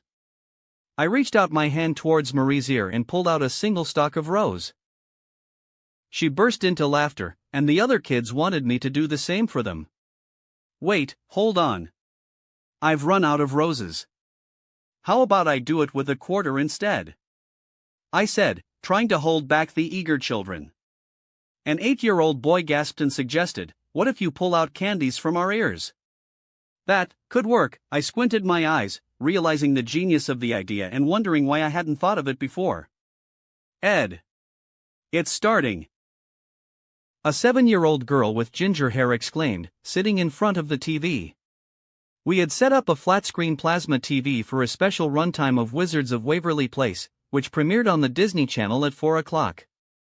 The movie had a runtime of an hour and a half. I had one of my staff members set it up and connected it to the satellite using a simple entertain stick that I had created and plugged into the TV's USB drive. The device, along with my new communication line, would be launched together. The entertain stick had a quick installer that ran automatically, allowing people who bought it to watch Netflix on their ordinary TVs and use various streaming apps for entertainment. Fire Stick/Android Stick inspiration. I'm Jeremy Van Helsing. As my character on TV made his appearance at the last scene of the first episode, the children were excitedly cheering for his appearance. Jeremy's so cool. Marie shouted while she stood on top of her hospital bed after she was moved to the other side of the ward to get her treatment. I could see her through the glass door separating the two wards. She could still watch the show through the same glass door despite not hearing any of the dialogues. The nurse who was administering the medicine through a syringe into her spine said, "You know what? He is cool. You just need to focus on the TV to see more of him." As the needle penetrated her skin, Marie started crying miserably, which made her parents approach her and hold her hand. Her gut-wrenching cries made her parents both break down too, but they couldn't do anything other than continue to comfort her. She needed to rest after getting the treatment, but before she left, I walked to the glass door and waved at her. She smiled slightly despite having a painful expression on her face, and waved timidly back at me. I cupped my hands through the glass door and said, "Hey, Marie. You take that treatment like a champ." Marie was startled, but she wasn't focusing on me yet. So I pressed my nose on the glass door, making silly faces at her. Hey, Marie. Am I still handsome?" She giggled a bit and then she complained to me tearily, "It hurts, Ed. I don't want to do this." "I know. But you have to do it to be better. You, Marie, are really strong. I don't think I can even do that." "Next time when I'm going to fight the monsters, and I need to get a strong girl to help me, I'll come straight to you to get your help. Then, you can teach me how to say the spell correctly again." We don't want me to be defeated because I said it incorrectly, right? I joked and continued talking to her to get her mind off the needle. She finally smiled brightly, and she nodded in agreement. I'll be sure to teach you. Atta girl now, Mommy and Daddy, you guys are strong people too. So make sure to continue to be strong for her, alright? I said to the parents. They were startled and then they understood what I meant. They held back their tears and wiped down the marks from their faces before looking at their child. Bye, Marie. See you next week. I waved the little girl goodbye before the nurse brought her and the parents away. This all happened during the commercial before the next episode started. The next episode was when me and Alex, Selena, went on a date while Justin tried to hide his vampire girlfriend from me. The simple comedic episode earns a lot of laughter from the children, and they thoroughly enjoyed it. Edward. The little girl who has a burn mark on her face, and carried a teddy bear with her, called me out meekly. What is it, Jenny? I asked her using a sweet voice. She hesitated. You know you can ask me anything. I rubbed her head to comfort her. She thought about it for a while and asked, what do you think I should wear for Halloween? I thought you liked Cinderella? Don't you like being a princess? I asked teasingly. She was taken aback before she said, I wanted to, but no princess has a scar on their face. Her words surprised me for a bit. I thought about it and crouched right next to her. Maybe it's because you're a different type of princess. What kind? She asked with confusion. Yeah, you're the princess that fought the dragon herself to get out of the tower. The other princesses needed to get help, but you did it all on your own. The scar on your face is a battle scar from your victory. She giggled and said, no princess ever did that. I acted goofily and said, there are a lot of these types of princesses. But you know, they fight alone, so there's no one there to tell their story. So, what if, when you go out for trick-or-treating, you tell the people about her story to make everyone know about her? Really? Such a princess exists?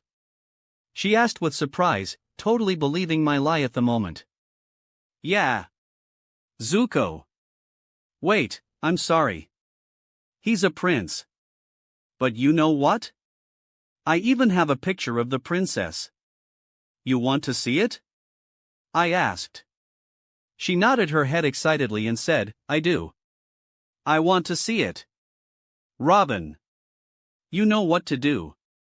I mumbled slowly as I took out my phone. Robin replied, generating warrior princess.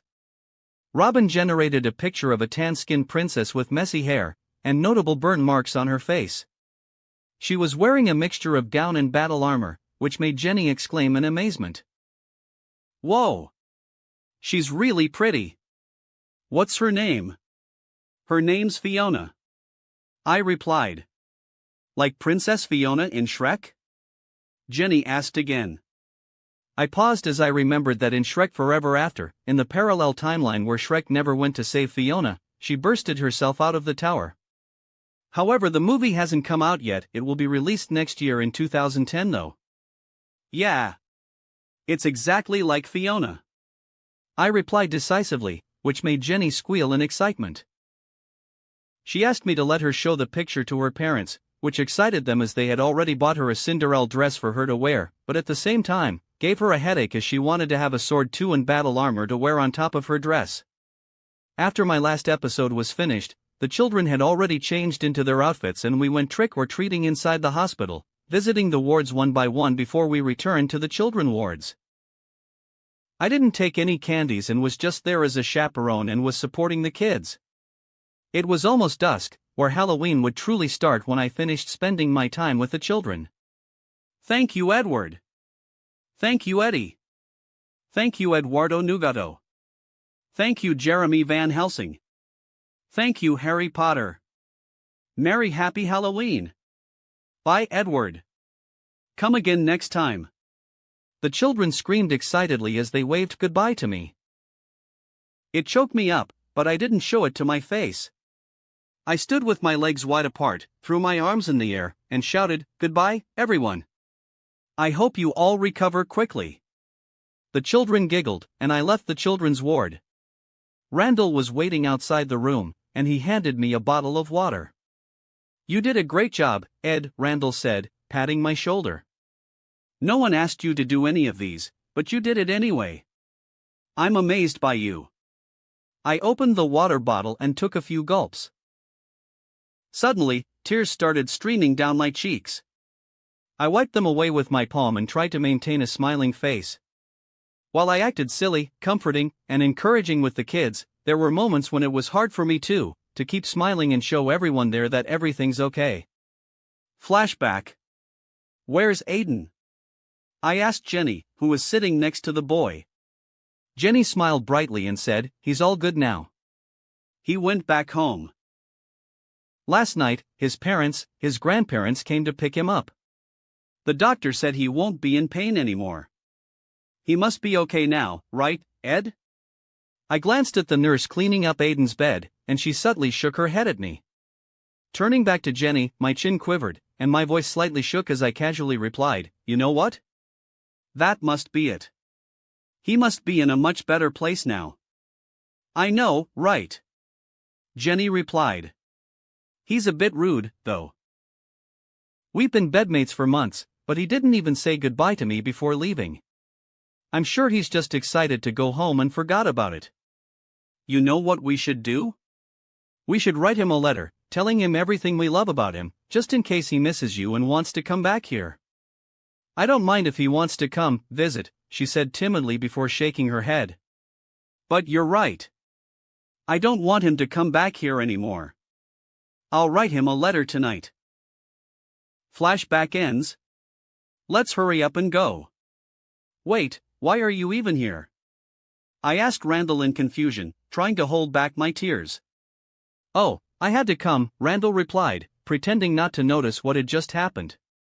"Your godsister insisted, no matter how many times I told her you'd be back. She even grabbed my collar," he complained. "Sage?" I looked around in confusion. "Where is she?" Randall was taken aback and quickly scanned the area. "Wait, where did she go?" "I'll go look for her." "All right, I'll go to my car," I said, but Randall didn't even hear my response before rushing off. I shook my head slightly and turned to walk to the parking lot. Suddenly, Sage appeared in front of me. She had been standing behind me the whole time. "Whoa, oh, hello there," I greeted her casually, acting as if her sudden presence didn't startle me. "I don't have time to play General Kenobi." "Here, take this," she said anxiously, handing me a small box. "What's this?" I asked in confusion, but Sage was too anxious to explain. She scolded me, saying, "Just take it. Take the red one right after you get home. The green one when you're finished. Hurry up and go. I need to go too. No matter who asks about it, we've never met here today, got that? What on earth are you doing? Did you steal this?" "Hey," I started asking, but Sage looked around anxiously and then ran away from the hospital hall. She shouted while she was running away, "The green one will only work after an hour. Don't let it go more than 2 hours if you don't want it to be permanent." "What is permanent?" I shouted, but the nurse passing by shushed me. "Sorry." I turned to apologize to the nurse for shouting, but when I turned back to Sage, she had disappeared. "What the hell just happened?" I asked. Sage comes and goes like a hurricane, leaving me behind, thoroughly confused by the entire thing. I grabbed the small box she gave me and opened it up. Gummy bears? There were 2 gummy bears placed neatly on top of satin clothes inside the small wooden box. General POV. Inside Edward's villa. Haley, who had changed into her costume, approached Cam from behind. "Uncle Cam, how do I look?" Haley asked. "You're beautiful, Haley. Do you think Edward will be disappointed about the candy tree?" Cam didn't look at her and instead was focusing on creating the candy tree. Done. He took a step back as he looked at the candy tree he had meticulously crafted, adorned with an array of delicious treats. Lollipops, licorice, candy ribbons, and gummy bears adorned its branches, creating a sugary and attention-grabbing centerpiece. Next to the candy tree, there were two molten chocolate fountains, their cascading chocolate forming a river that meandered across a long table. Besides the table were fruits dippings, biscuits, and other foods you can dip the chocolate in. Suddenly, a group of waitresses dressed as Oompa Loompa caught his attention. They moved gracefully around the party, wearing colorful costumes that mirrored the distinctive appearance of the beloved characters from the chocolate factory.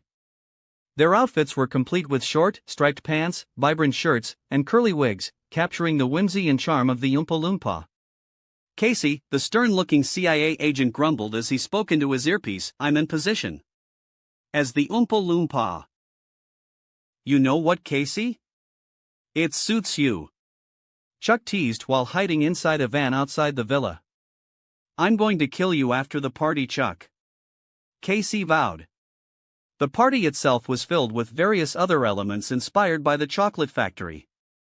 There were oversized candy props scattered throughout the venue, such as giant lollipops, chocolate bars, and candy canes.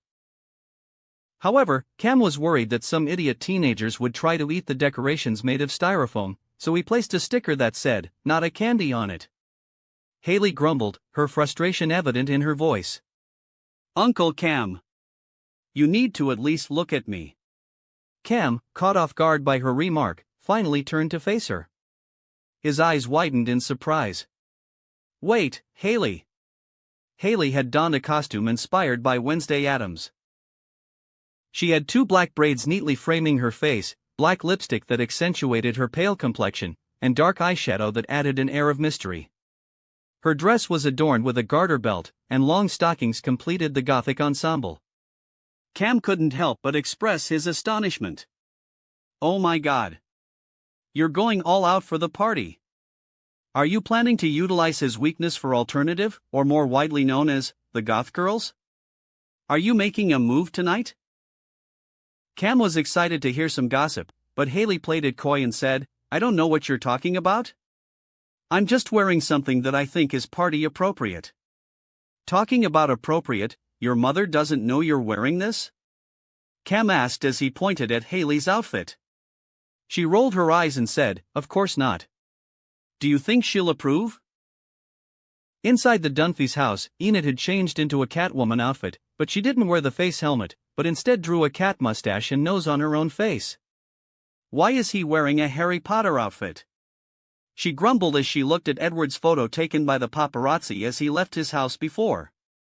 "He's going to change," Alex replied as she wore a white lab coat and styled her hair into a messy bun. On her right hand was a bottle of green rocks, labeled radium. Enid suddenly teased Alex, "If you're wearing a Marie Curie costume, will Phineas be her husband?" Alex, however, replied casually, "No. He'll be Oppenheimer." Jenna, Enid, and Elsa were confused. What's the relationship between them? She discovered the elements, he made bombs with them. Alex replied casually, which made the others nodded even though they didn't really understand it. Jenna was wearing a Katara costume. LOL, just found out the girl I based her on played as Katara in a 2010 live-action movie, and she asked, "Who's going to be the one who'll ask Edward about his date?" The girls truly thought that he went somewhere with a girl before. They have been speculating about this mysterious girl he's dating, but they couldn't decide on anyone specific. Elsa wore a simple cop's outfit, and she twirled her fake handcuff as she said instigatively, "Well, the question is not who's going to ask him, but rather, is he even coming to the party?" "His own party?" Alex retorted sarcastically while Jenna and Enid were taken aback. Elsa teased, "If he has a great time with this girl, then maybe they'll go somewhere to make out. You know, time passed quickly when you did that." "You guys know what I'm talking about." "I don't. I've never made out with anyone," Enid said angrily before hitting Elsa with a pillow. "I usually thought time can't go fast enough. Never did I lose track of it," Jenna said begrudgingly. Back to Edward. As he was returning home to his neighborhood, Edward found himself getting stuck in a traffic jam. "Damn it," he cursed.